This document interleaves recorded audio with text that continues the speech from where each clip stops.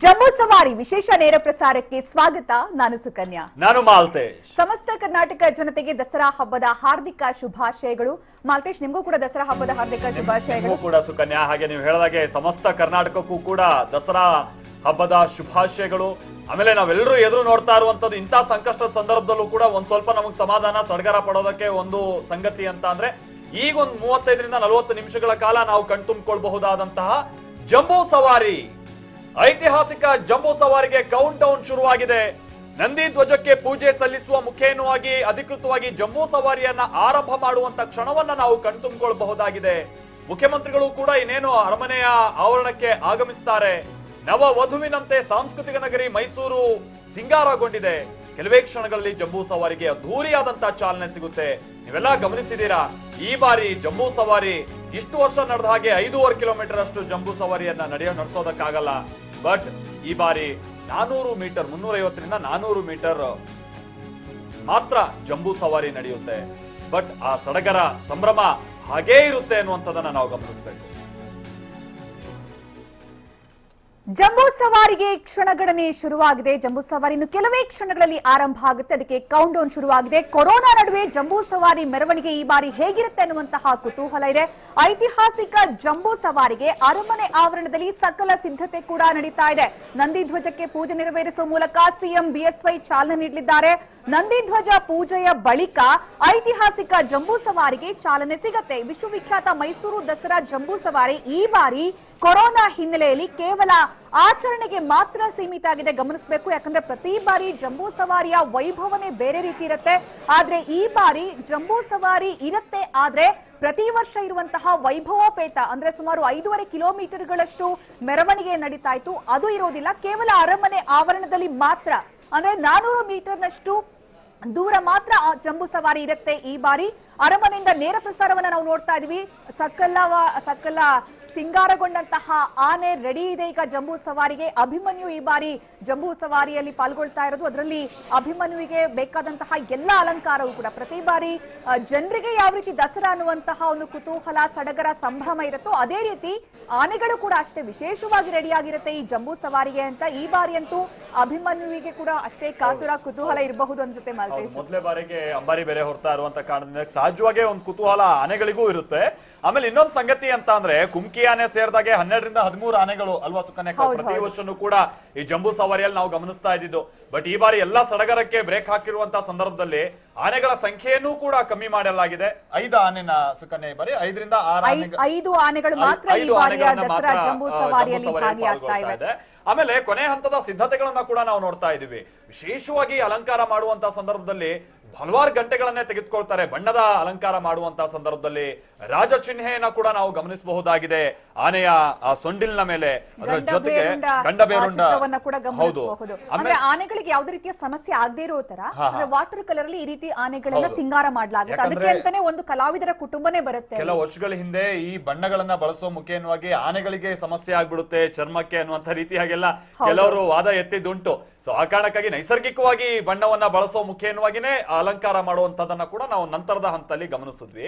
ಆಮೇಲೆ ಹೇಳಿ ಕೇಳಿ 750 kg ತೂಕದ ಅಂಬಾರಿಯನ್ನ ಹೊರಬೇಕಾಗಿರುವಂತ ಕಾರಣದಿಂದಾಗಿ ಈಗ ಆಲ್ರೆಡಿ ಸುಮಾರು 1 ತಿಂಗಳಿಂದನೂ ಕೂಡ ಮರಳಿನ ಮೂಟೆಗಳನ್ನೆಲ್ಲ ಹೊತ್ತು ಸುಕನ್ಯಾ ಅಭ್ಯಾಸ ಮಾಡಿಸಿರುವಂತದನ್ನ ನಾವು ನೋಡಿರ್ತೀವಿ.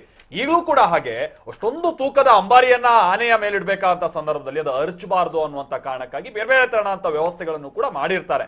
ಸೊ ಆ ಕೊನೆ ಹಂತದ ವ್ಯವಸ್ಥೆಗಳನ್ನು ಕೂಡ ನಾವು ನೋಡ್ತೀವಿ. ಜೊತೆಗೆ ನೀವೆಲ್ಲ ಗಮನಿಸಿದೀರಿ, ಆನೆಯನ್ನ ಅಂದ್ರೆ ಆನೆ ಮೇಲೆ ಅಂಬಾರಿ ಕಟ್ಟುವಂತದ್ದು ಒಂದಿರುತ್ತಲ್ಲ ಸುಕನ್ಯಾ, ಅದು ಸಂಪ್ರದಾಯವೂ ಕೂಡ ಬಹಳ ವಿಶೇಷವಾದದ್ದು. ಹೌದು, ಅದ್ರಲ್ಲಿ ಗಮನಿಸಬೇಕು ಮಾಲ್ತೇಶ್, ಏನಂದ್ರೆ ಯಾವ ಕುಟುಂಬ ಈ ಹಿಂದೆ ಅಂಬಾರಿ ಕಟ್ತಾ ಬಂದಿದ್ಯೋ ಅದೇ ಕುಟುಂಬನೇ ಈಗ್ಲೂ ಕೂಡ ಪ್ರತಿ ಬಾರಿ ದಸರಾಗೆ ಅಂಬಾರಿ ಕಟ್ಟತ್ತೆ. ಅದರಲ್ಲಿ ಅವರು ಸಾಫ್ಟ್ವೇರ್ ಇಂಜಿನಿಯರ್ ಗಳಾಗಿ, ಡಾಕ್ಟರ್ ಗಳಾಗಿ ದೇಶ ವಿದೇಶಗಳಲ್ಲಿ ಓದ್ತಾ ಇದ್ರು ಸರಿ, ಈ ಒಂದು ಸಂಪ್ರದಾಯವನ್ನ ಅವ್ರು ಬಿಡೋದಿಲ್ಲ. ಈ ಸಮಯದಲ್ಲಿ ಅವರಲ್ಲಿ ಹಾಜರಿರ್ತಾರೆ. ಅದೇ ಕುಟುಂಬವೇ ಅಂಬಾರಿಯ ಸಂಪೂರ್ಣ ಜವಾಬ್ದಾರಿಯನ್ನ ಹೊತ್ತಿರುತ್ತೆ. ಪ್ರತಿಯೊಂದು ಕೂಡ ಅಂದ್ರೆ ಅಂಬಾರಿ ವಿಚಾರ ಆಗಿರಬಹುದು, ಅಲ್ಲಿ ಆನೆಗಳನ್ನ ಸಿಂಗಾರ ಮಾಡೋ ವಿಚಾರ ಆಗಿರ್ಬೋದು, ತಲತಲಾಂತರಗಳಿಂದ ನಂದಿ ಧ್ವಜದ ವಿಚಾರ, ಅಂದ್ರೆ ಹಲವು ತಲೆಮಾರುಗಳಿಂದ ಅವರೇ ಆ ಸಂಪ್ರದಾಯವನ್ನ ಮಾಡ್ಕೊಂಡು ಬಂದರೆ ಇನ್ಯಾರು ಕೂಡ ಅದಕ್ಕೆ ಕೈ ಹಾಕೋದಿಲ್ಲ. ನಾವು ದಸರಾವನ್ನ ಆ ಕಾಲದಿಂದನೂ ಕೂಡ ಇದೊಂದ್ ರೀತಿ ಸರ್ವಧರ್ಮ ಸಮನ್ವಯತೆಯದ್ದು ಅಥವಾ ಎಲ್ಲ ಧರ್ಮದವರು ಸೇರಿ ಆಚರಣೆ ಮಾಡೋದಕ್ಕೆ ಮಾಡ್ತಾರೆ ಅನ್ನುವಂಥದ್ದು ಹಿಂದೆಂದನೂ ಕೂಡ ಗಮನಿಸಿದ್ವಿ. ಇನ್ಫ್ಯಾಕ್ಟ್ ಈ ಆನೆಗೆ ಅಂಬಾರಿ ಕಟ್ಟುವಂತ ಸಂದರ್ಭದಲ್ಲಿ ಅಲ್ಲಿ ಪ್ರಮುಖವಾಗಿ ನೇತೃತ್ವ ವಹಿಸುವಂತವ್ರು ಅವರು ಮುಸ್ಲಿಂ ಧರ್ಮಕ್ಕೆ ಸಂಬಂಧಪಟ್ಟಂತವ್ರು. ನಿಜ.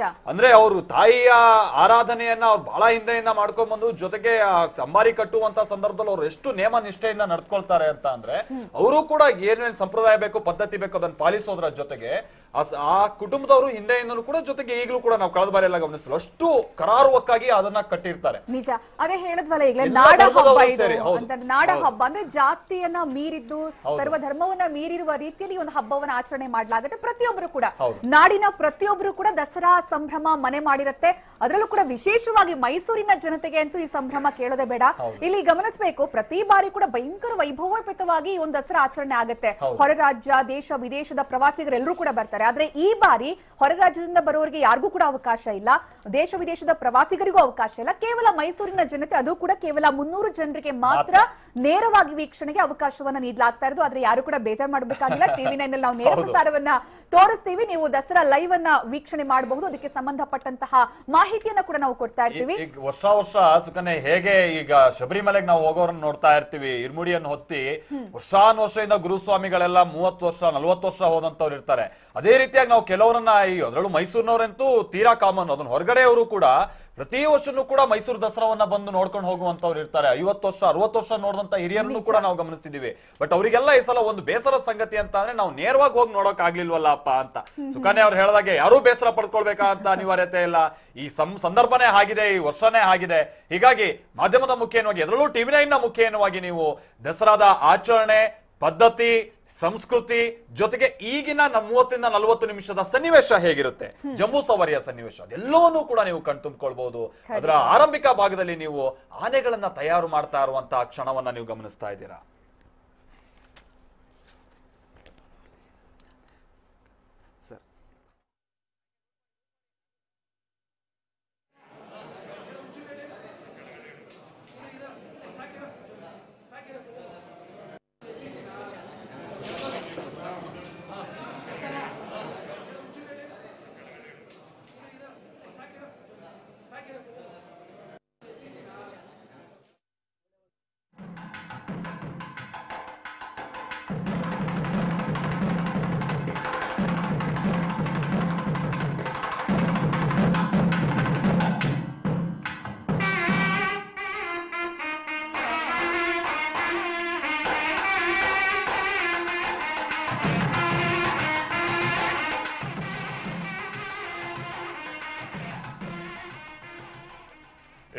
ಇನ್ನೊಂದು ವಿಚಾರ ಏನು ಅಂತ ಅಂದ್ರೆ ಪ್ರತಿ ವರ್ಷನೂ ಕೂಡ ನಾವು ಗಮನಿಸ್ತಾ ಇರ್ತೀವಿ ಜಂಬೂ ಸವಾರಿ ಎಷ್ಟೊಂದು ಅದ್ಧೂರಿಯಾಗಿ ನಡೆಯುತ್ತೆ ಅನ್ನುವಂಥದ್ದನ್ನ. ಪ್ರತಿ ವರ್ಷನೂ ಕೂಡ ನಮ್ಮ ಮೈಸೂರು ರಾಜಮನೆತನದ ಪರಂಪರೆ ಜೊತೆಗೆ ಈ ಜಂಬೂ ಸವಾರಿಯ ಪರಂಪರೆ ಇದನ್ನೆಲ್ಲ ಕೂಡ ನಾವು ಕೇಳ್ತಾ ಇದ್ರು ಕೂಡ ಇನ್ನೂ ತಿಳ್ಕೊಳ್ಳೋಕೆ ಎಷ್ಟು ವಿಚಾರ ಇದೆಯಲ್ವಾ. ಹಲವು ವಿಚಾರಗಳನ್ನ ನಾವು ಮರ್ತು ಬಿಡ್ತೀವಿ, ಇನ್ನೊಂದು ಹೊಸ ಹೊಸ ವಿಚಾರಗಳನ್ನ ಪ್ರತಿ ವರ್ಷನೂ ಕೂಡ ನಾವು ತಿಳ್ಕೊಳ್ತಾ ಹೋಗ್ತೀವಿ. ಬಟ್ ಈ ಬಾರಿಯ ಜಂಬೂ ಸವಾರಿ ಇದೆಯಲ್ಲ, ಇದು ಬೇರೆ ಬೇರೆ ಕಾರಣಕ್ಕಾಗಿ ಬಹಳ ವಿಶೇಷದ್ದು. ಯಾಕಂದ್ರೆ ಹೌದು, ಸಡಗರ ಸಂಭ್ರಮ ಇಲ್ದ ಬಹಳ ಸರಳವಾಗಿ ಆಚರಿಸುವಂತ ಜಂಬೂ ಸವಾರಿ ಆದ್ರೂ ಕೂಡ ಈ ತರದ್ದು ಕೂಡ ಸನ್ನಿವೇಶ ನಾವು ತೀರಾ ವಿರಳ ಗಮನಿಸಿರುವಂತದ್ದು. ಬಹುಶಃ ಕೆಲವರು ಹೇಳೋ ಪ್ರಕಾರವಾಗಿ 3ನೇ ಬಾರಿ ಅನ್ನುವಂಥದ್ದನ್ನು ಕೂಡ ನಾವು ಗಮನಿಸ್ತೀವಿ. ಹಾಗಾದ್ರೆ ಒಟ್ಟು ಜಂಬೂ ಸವಾರಿಯ ಇತಿಹಾಸ ಏನು, ಜೊತೆಗೆ ಈ ಬಾರಿಯ ಜಂಬೂ ಸವಾರಿ ಎಲ್ಲಾ ವಿಶೇಷತೆಗಳಿಂದ ಕೂಡಿದೆ, ಹಿಂದೆಯಿಂದನೂ ಕೂಡ ಜಂಬೂ ಸವಾರಿ ಎಷ್ಟು ಮಹತ್ವವನ್ನ ಪಡೆದುಕೊಂಡಿತ್ತು, ಒಟ್ಟು ಈ ದಸರಾಗೆ ಸಂಬಂಧಪಟ್ಟ ಹಾಗಿನ ಮೈಸೂರು ಅರಮನೆಗೆ ಸಂಬಂಧಪಟ್ಟ ಹಾಗಿನ ಇತಿಹಾಸವನ್ನು ಕೂಡ ನಾವು ತಿಳ್ಕೊಳ್ತಾ ಹೋಗೋಣ. ನಮ್ಮ ಜೊತೆಗೆ ವಿಶೇಷ ಅತಿಥಿಗಳು ಕೂಡ ಇದಕ್ಕೆ ಸಂಬಂಧಪಟ್ಟ ಹಾಗೆ ಜಾಯಿನ್ ಆಗಿದ್ದಾರೆ. ಪ್ರಮುಖವಾಗಿ ನಿವೃತ್ತ ಪ್ರಾಧ್ಯಾಪಕರು, ಪುರಾತತ್ವ ಶಾಸ್ತ್ರ ಪ್ರಾಚೀನ ಇತಿಹಾಸ, ಮೈಸೂರು ವಿಶ್ವವಿದ್ಯಾಲಯಕ್ಕೆ ಸಂಬಂಧಪಟ್ಟ ಹಾಗೆ ಪ್ರೊಫೆಸರ್ NS ರಂಗರಾಜು ಅವರು ನಮ್ಮ ಜೊತೆಗೆ ನಮ್ಮ ಸ್ಟುಡಿಯೋದಲ್ಲಿ ಜಾಯಿನ್ ಆಗಿದ್ದಾರೆ. ಅದರ ಜೊತೆಗೇನೆ ಕಲಾ ಇತಿಹಾಸಕಾರರು, ಕರ್ನಾಟಕ ಚಿತ್ರಕಲಾ ಪರಿಷತ್ಗೆ ಸಂಬಂಧಪಟ್ಟ ಹಾಗೆ ಡಾಕ್ಟರ್ ರಾಘವೇಂದ್ರ ಕುಲಕರ್ಣಿ ಅವರು ಅಥವಾ RH ಕುಲಕರ್ಣಿ ಅವರು ಕೂಡ ನಮ್ಮ ಜೊತೆಗೆ ನಮ್ಮ ಸ್ಟುಡಿಯೋದಲ್ಲಿ ಜಾಯಿನ್ ಆಗಿದ್ದಾರೆ. ಮೊದಲಿಗೆ ಪ್ರೊಫೆಸರ್ NS ರಂಗರಾಜು ಅವರೇ ಹಾಗೆ ಡಾಕ್ಟರ್ ರಾಘವೇಂದ್ರ ಕುಲಕರ್ಣಿ ಅವರು ಇಬ್ಬರಿಗೂ ಕೂಡ ನಮ್ಮ ಸ್ಟುಡಿಯೋಗೆ ಸ್ವಾಗತ. ಜೊತೆಗೆ ನಿಮ್ಮಿಂದ ನಾವು ಇವತ್ತು ತಿಳ್ಕೊಳ್ಳುವಂತದ್ದು ಬಹಳ ಸಂಗತಿ ಇದೆ. ಯಾಕಂದ್ರೆ ಈ ಬಾರಿ ನೋಡೋಕೆ ನಮಗೆ ತೀರಾ ಕಮ್ಮಿ ದೃಶ್ಯದ ವೈಭವಗಳು. ಯಾಕಂತಾರೆ 3 ಗಂಟೆ 4 ಗಂಟೆಯ ಜಂಬೂ ಸವಾರಿ ಇಲ್ಲ. ಬಟ್ ಈ ಬಾರಿ ಬಹಳಷ್ಟು ತಿಳ್ಕೊಳ್ಳೋದಕ್ಕೆ ನಾವು ಮಹತ್ವ ಕೊಡೋಣ ಅನ್ನುವಂತ ರೀತಿಯಾಗಿ ನೀವಿಬ್ರು ಹೇಳ್ತಾ ಇರೋದು ನಾಲ್ಕರಿಂದ ಕೇಳ್ತಾ ಇದ್ದೀನಿ.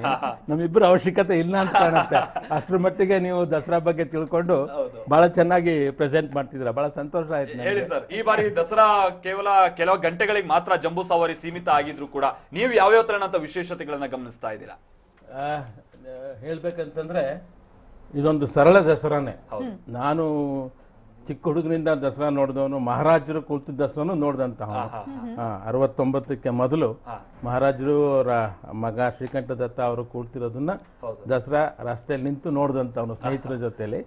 ಆದ್ರೆ ಈ ಸ್ಥಿತಿ ಬಂದಿರಲಿಲ್ಲ. ಒಂದು ನಾನು ಕಂಡಂತೆ ಅರೇಂಜ್ಮೆಂಟ್ಗಳು ತುಂಬಾ ಚೆನ್ನಾಗಿದ್ದಾವೆ. ಅದು ಲೈಟ್ ಅಂತೂ ಬಹಳ ಪ್ರಾಮುಖ್ಯತೆ ಕೊಟ್ಟಿದ್ದಾರೆ. ಯಾಕಷ್ಟು ಕೊಟ್ಟಿದ್ದಾರೆ ಅಂತ ನನಗೆ ಗೊತ್ತಿಲ್ಲ.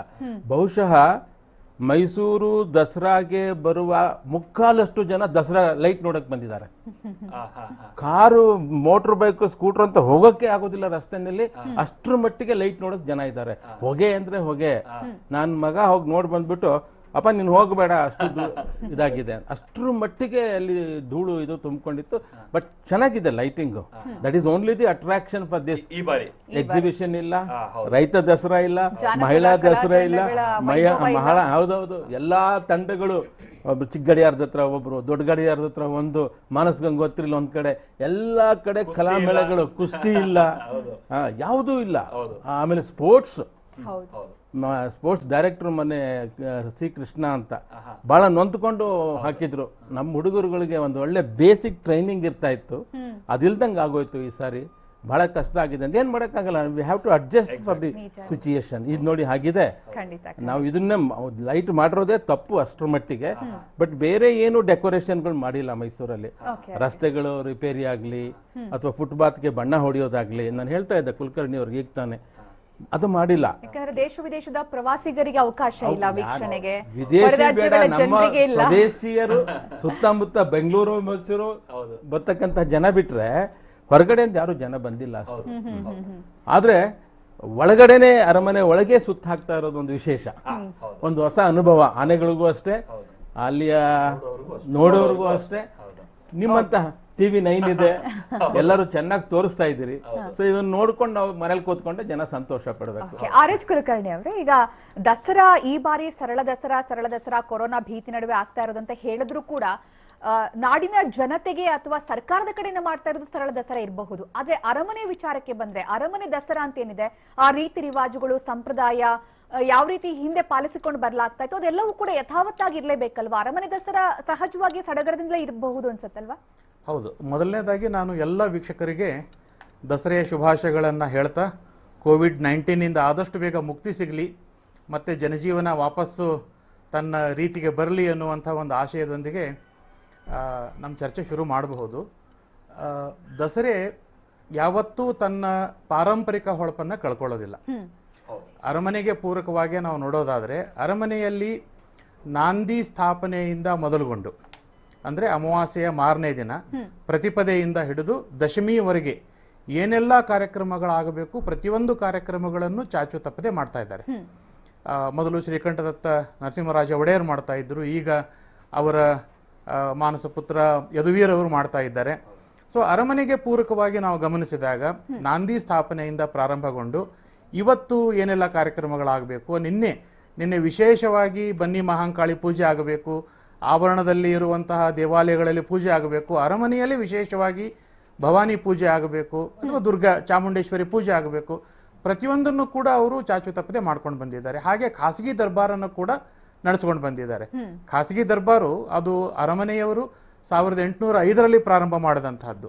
ಮುಮ್ಮಡಿ ಕೃಷ್ಣರಾಜ ಒಡೆಯರು ಪ್ರಾರಂಭ ಮಾಡ್ತಾರೆ ಅದನ್ನ. ಆ ಸಂದರ್ಭದೊಳಗೆ ಅವರಿಗೆ ಬರುವಂತಹ ಕಾಣಿಕೆ ಇರಬಹುದು, ಅವರು ತಮ್ಮ ರಾಜ್ಯದಲ್ಲಿರುವಂತಹ ಶ್ರೇಷ್ಠರನ್ನ ಗುರುತಿಸಿ ಅವರಿಗೆ ಸನ್ಮಾನ ಮಾಡುವಂತಹದ್ದಿರಬಹುದು. ಆ ಥರದ್ದು ತುಂಬಾ ಖಾಸಗಿಯಾಗಿ ಆ ಚಟುವಟಿಕೆಗಳು ನಡೀತಾ ಇತ್ತು.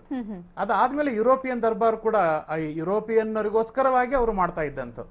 ಯಾಕಂದ್ರೆ ಮೈಸೂರಿನ ಇತಿಹಾಸದಲ್ಲಿ ಹಲವಾರು ಮಜಲುಗಳನ್ನ ನೋಡ್ತೇವೆ ನಾವು. ಬರೀ ಇವತ್ತು ನಾವು ಮೈಸೂರು ದಸರೆ ವಿಶ್ವ ಪ್ರಸಿದ್ಧ ದಸರೆ ಅನ್ನುವಂತಹ ಒಂದು ಪರಿಕಲ್ಪನೆಯನ್ನು ಬಿಟ್ರೆ, ಆಂತರಿಕವಾಗಿ ಸಾಕಷ್ಟು ಐತಿಹಾಸಿಕವಾಗಿ ಮತ್ತೆ ಅರಮನೆಗೆ ಸಂಬಂಧಪಟ್ಟ ಹಾಗೆ ರಾಜಕೀಯವಾಗಿ ಸಾಕಷ್ಟು ಬದಲಾವಣೆಗಳಾಗಿದೆ, ಸ್ಥಿತ್ಯಂತರಗಳಾಗಿದೆ. ಸೊ ಅವುಗಳನ್ನೆಲ್ಲ ನಾವು ಗಮನದಲ್ಲಿ ಇಟ್ಕೊಳ್ಬೇಕಾಗತ್ತೆ.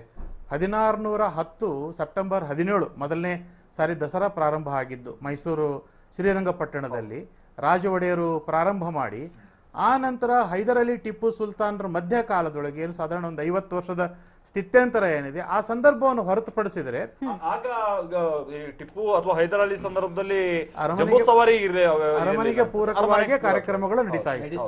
ಅರಮನೆಗೆ ಪೂರಕವಾಗಿ ಕಾರ್ಯಕ್ರಮಗಳು ನಡೀತಾ ಆಗಿಲ್ಲ.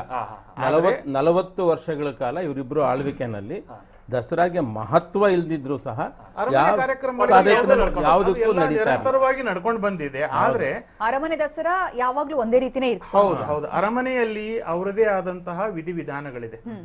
ಮೊದಲನೇ ನವದುರ್ಗೆಯರನ್ನ ಪೂಜೆ ಮಾಡೋದ್ರಿಂದ ಹಿಡ್ಕೊಂಡು, ಕುಲದೇವತೆಯರನ್ನ ಪೂಜೆ ಮಾಡೋದ್ರಿಂದ ಹಿಡ್ಕೊಂಡು, ಅವರಿಗೆ ಮೈಸೂರು ಅರಮನೆಯವರಿಗೆ ಕುಲದೇವರು ಅಂದ್ರೆ ಚಾಮುಂಡೇಶ್ವರಿನೇ. ಹೌದು. ಸೊ ಚಾಮುಂಡೇಶ್ವರಿಯಲ್ಲಿ ಪೂಜೆ ಆದಮೇಲೆ ಮುಂದಿನ ಕಾರ್ಯಕ್ರಮಗಳು ಪ್ರಾರಂಭ ಆಗುವಂತಹದ್ದು.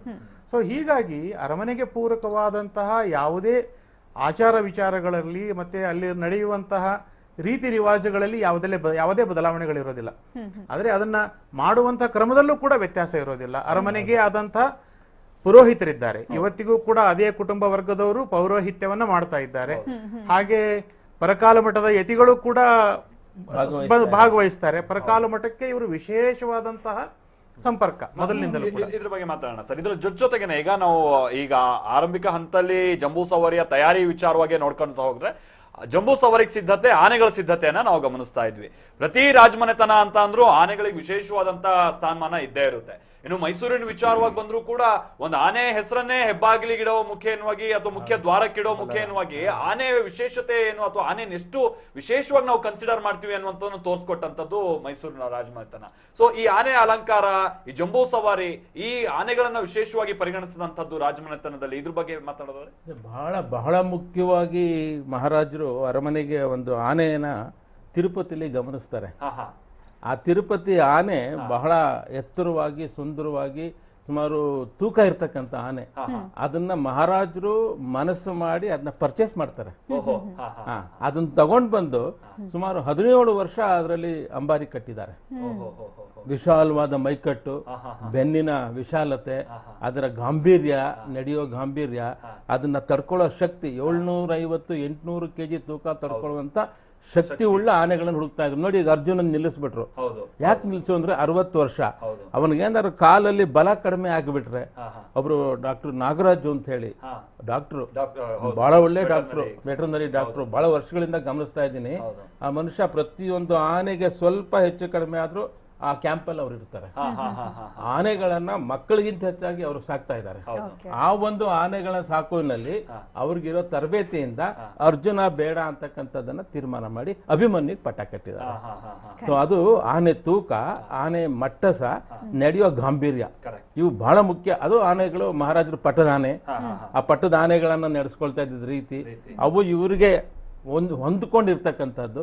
ಅದು ಬಹಳ ಒಂದು ಪ್ರಾಣಿಯನ್ನ ಪಳಗಿಸಿ, ಅಂತ ದೈತ್ಯವಾದ ಪ್ರಾಣಿಯನ್ನ ಪಳಗಿಸಿ ನಮಗ್ ಬೇಕಾದಂಗೆ ಬಳಸ್ಕೊಳ್ಳೋದಿದೆಯಲ್ಲ, ಅದು ಮೈಸೂರು ಮಹಾರಾಜರಲ್ಲಿ ಜನರ ನಡುವೆ ಅದನ್ನ ಬಳಸ್ಕೋಬೇಕಲ್ಲ. ಲಕ್ಷಾಂತರ ಜನರು ಮಾತಾಡ್ತೀನಿ. ಹೌದು.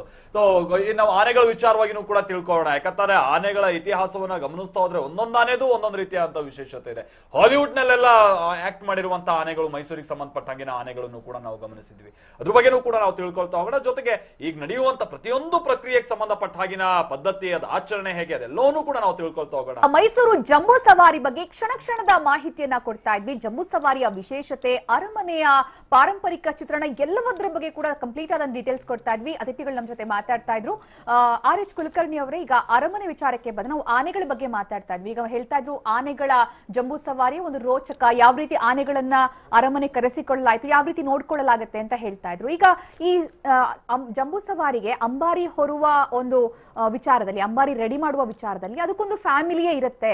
ಅವರೇ ತಲೆಮಾರುಗಳಿಂದ ಅದನ್ನ ಮಾಡ್ತಾ ಬರಬೇಕು. ನಂದಿ ಧ್ವಜದ ವಿಚಾರ ಬಂದ್ರು ಕೂಡ ತಲೆಮಾರುಗಳಿಂದ ಯಾರು ಅದನ್ನ ರೆಡಿ ಮಾಡ್ತಾ ಇದ್ರು, ಜೋಡಿಸ್ತಾ ಇದ್ರು, ಅವರೇ ಮಾಡಬೇಕು ಅನ್ನುವಂತಹ ವಿಚಾರ ಈಗಲೂ ಕೂಡ ಮೈಸೂರಲ್ಲಿ ಆ ಒಂದು ಪರಂಪರೆ ಹಾಗೆ ಮುಂದುವರಿತಾ ಇದೆ. ಯಾವುದೇ ಧಕ್ಕೆ ಇಲ್ಲದೆ, ಕೊರೋನಾ ಇರ್ಲಿ ಏನೇ ಇರ್ಲಿ.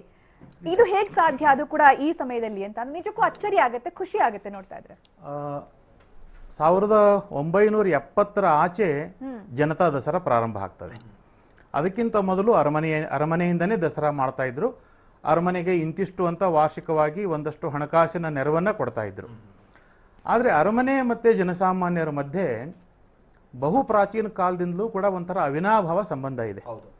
ಈಗ ಒಂದು ಸಣ್ಣ ಉದಾಹರಣೆ ಕೊಡ್ತೇವೆ. ನಮ್ಮ ಮನೆಗೆ ಹಾಲು ಹಾಕೋ ಹೆಂಗಸು ಒಂದು ವಾರ ನಮಗೆ ಕಾಣದೆ ಹೋದ್ರೆ ಹಾಲಮ್ಮ ಯಾಕೆ ಬರಲಿಲ್ಲ ಅಂತ ನಾವು ಕೇಳಲ್ವಾ? ಅದೇ ರೀತಿ ಇಲ್ಲೂ ಕೂಡ ಅರಮನೆಗೆ ಆನೆಯನ್ನ ಪಳಗಿಸೋದ್ರ ಜೊತೆಗೆ ಆನೆಗೆ ತರಬೇತಿ ನೀಡೋದ್ರ ಜೊತೆಗೆ ಆನೆ ಮಾವುತನ ಮಾತು ಮಾತ್ರ ಕೇಳ್ತದೆ, ನನ್ನ ಮಾತು ನಿಮ್ಮ ಮಾತು ಕೇಳೋದಿಲ್ಲ. ಆಯ್ತಾ? ಮಾವುತ ಆನೆ ನಡೆಸ್ತಾನೆ, ಆದ್ರೆ ಆನೆ ಇಷ್ಟು ಭಾರ ಹೊರಬೇಕು ಅಂತ ತೀರ್ಮಾನ ಮಾಡಿ ಅದಕ್ಕೆ ಟ್ರೈನ್ ಮಾಡುವಂತವನು ಮಾವುತಾನೆ. ಸೊ ಮೊದ್ಲಿಂದನೂ ಈ ಪರಂಪರೆ ಬೆಳ್ಕೊಂಡು ಬಂದಿದೆ. ಆನೆಗಳನ್ನ ಹಿಡಿತಿದ್ದು ಖೆಡ್ಡಾದ ಮೂಲಕ. 1830-40 ದಶಕದ ನಾವು ಹಳೆ ಫೋಟೋಗ್ರಾಫ್ಗಳನ್ನ ನೋಡಿದ್ವಿ ಅಂತಂದ್ರೆ ಮಹಾರಾಜರು ಸ್ವತಃ ಈ ಖೆಡ್ಡಾ ಆಪರೇಷನ್ಸ್ ನ ಮಾಡಿಸಿ ಬೇಕಾಗುವಂತಹ ಆನೆಗಳನ್ನ ಹಿಡಿದು ಆನೆಗಳನ್ನ ತರಬೇತಿ ಮಾಡಿ ಆನೆಗಳನ್ನ ಸೈನ್ಯದಲ್ಲೂ ಬಳಸ್ಕೊಳ್ತಾ ಇದ್ರು. 1971ವರೆಗೂ ಕೆಡ್ಡ ನಡೆದಿದೆ. ಆ ಕೆಡ್ಡ ನೋಡ್ಲಿಕ್ಕೆ ಅಭಿಮನ್ಯುನು ಬಹುಶಃ ಕೊಡಗಿನಲ್ಲಿ ಹೌದು. ಈಗ ಫಾರೆಸ್ಟ್ ಡಿಪಾರ್ಟ್ಮೆಂಟ್ ಇದೆ, ಅದಕ್ಕೆ ಸಂಬಂಧಪಟ್ಟಂತ ಉದ್ಯೋಗಿಗಳಿದ್ದಾರೆ, ತರಬೇತಿ ಪಡೆದಿದ್ದಾರೆ, ಅವರು ಅದನ್ನ ಟ್ರೈನ್ ಮಾಡ್ತಾ ಇದ್ದಾರೆ. ಆನೆ ಹಿಡಿಯೋದ್ರಲ್ಲಿ ಈಗ ಮೆಥಡ್ ಬದಲಾಗಿದೆ. ಪಳಗಿರೋ ಆನೆಗಳನ್ನ ಇಟ್ಕೊಂಡು ಆ ಗುಂಪಿಂದ ಆನೆಗಳನ್ನ ಸಪರೇಟ್ ಮಾಡಿ ಆ ಆನೆಗಳನ್ನ ಹಿಡಿದು ಹಗ್ಗ ಕಟ್ಟಿ ಪಳಗಿಸಿ ಒಂದ್ ವಾರ ಊಟ ಕೊಡೋದಿಲ್ಲ, ಅದಕ್ಕೆ ಪಳಗಿಸ್ತಾರೆ. ಪಳಗಿಸಿ ಆಮೇಲೆ ಆನೆಗಳ ಸಿದ್ಧತೆಗಳನ್ನ ಮಾಡ್ಕೋತಾ ಇದ್ದಾರೆ. ಮೊದ್ಲಂಗೆ ಅದು ಕ್ರೂಡ್ ಮೆಥಡ್ ಅಂತ, ಏನು ಕೆಡ್ಡಾದಲ್ಲಿ ಕೆಡುವುದು, ಆ ಕಾಲದಲ್ಲಿ ಇದ್ದಿದ್ದು ಅದೇ ಮೆಥಡ್, ಒಂದೇ ಮೆಥಡ್. ಅದು ಯಾವ್ದು ರಫಿಯನ್ ಅಂತ ನಾವೇನ್ ಕರಿತಿದ್ವಿ ಅಂತ ಆನೆಗಳನ್ನ ಹುಡುಕಿ ಆ ಕೆಡ್ಡಕ್ಕೆ ಕೆಡುತ್ತಾ ಇದ್ರು. ಬಹಳ ಒಂದು ಆನೆಗಳು ನೋಡಿ ಎಷ್ಟು ಇಂಟೆಲಿಜೆಂಟ್ ಇದೆ ಅಂದ್ರೆ, ಒಂದು ಸಾರಿ ತಪ್ಪಿಸ್ಕೊಂಡಿದ್ದ ಆನೆ ಕೆಡ್ಡಾಗೆ ಮತ್ತೊಂದ್ ಸಾರಿ ಆ ಗುಂಪಿಗೆ ಸೇರ್ತಿರ್ಲಿಲ್ಲ ಅಂತ. ನಮ್ಮನ್ನು ಕೆಡುತ್ತಾರೆ. ಏನಿದ್ರು ಎಳೆ ಆನೆಗಳು ಮಾತ್ರ ಸಿಗಾಕೋತಿದ್ವು. ಅದು ಚೆನ್ನಾಗಿದೆ ಹಿಸ್ಟ್ರಿ. ಅದು ದೊಡ್ಡ ಆನೆಗಳು ತಪ್ಪಿಸ್ಕೊಂಡ್ಬಿಡವಂತೆ. ನೀವು ಸುತ್ತ ಆನೆ ಇಟ್ಟಿದ್ರು ಕುಲಕರ್ಣಿ ಅವರು ಇನ್ನೊಂದು ವಿಚಾರ ಹೇಳ್ತಾ ಇದ್ರಲ್ಲ, ಜನರ ನಡುವೆ ಮಹಾರಾಜರ ನಡುವೆ ಎಂತ ಅವಿನಾಭಾವ ಸಂಬಂಧ. ನಮಗೆ ಇತ್ತೀಚಿನ ಉದಾಹರಣೆ ಅಂತಂದ್ರೆ, ಹಿಂದಿನ ಮಹಾರಾಜರು ಚುನಾವಣೆಗೆ ನಿಂತಾಗ ಅವರು ಕ್ಯಾಂಪೇನಿಗೆ ಹೋಗ್ಬೇಕಾದ್ರೆ ಮನೆಯಲ್ಲಿ ಆರ್ತಿ ಎತ್ತಿ ಅಲ್ಲಿ ಸ್ವಲ್ಪ ದುಡ್ಡಿಟ್ಟು ಕಾಲಿಗೆ ಬಿದ್ದು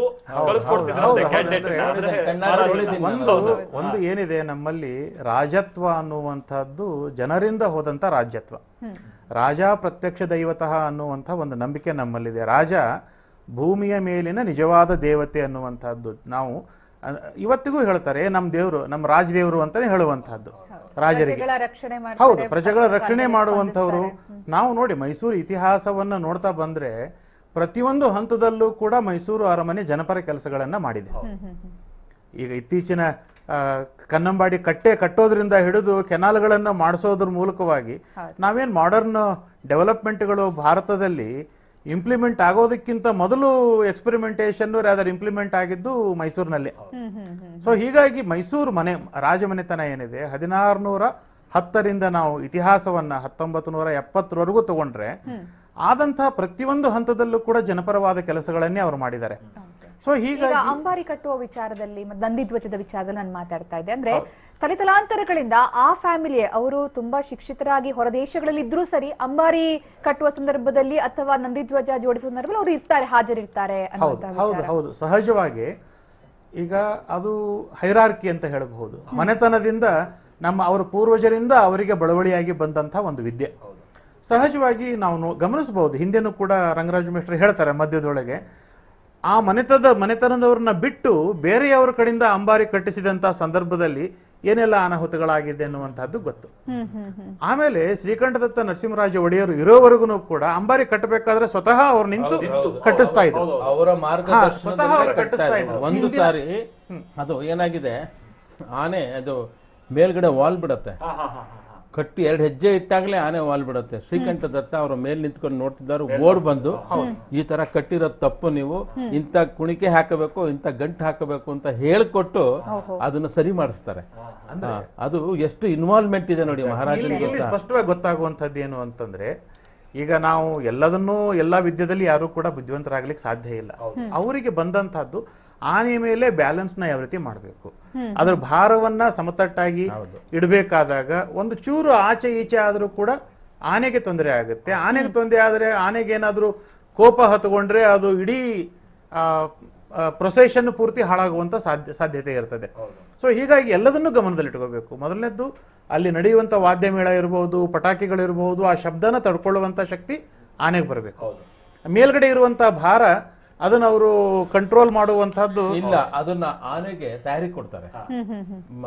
ಗುಂಡು ಹಾರಿಸೋದು, ಆ ಶಬ್ದ ತಡ್ಕೊಳ್ಳೋದು, ಮತ್ತೆ ಎಲ್ಲಿ ಪ್ರೊಸೆಷನ್ ಹೋಗ್ಬೇಕು ಆ ರೂಟ್ ಅಲ್ಲಿ ನೋಡಿ, ಸಯಾಜಿದ ರೋಡ್ ಅಲ್ಲಿ ಹೋಗ್ಬೇಕಾದ್ರೆ ಆನೆಗಳು 14-12 ಅಂತ ನೀವು ಹೇಳ್ತಾ ಇದ್ರಿ.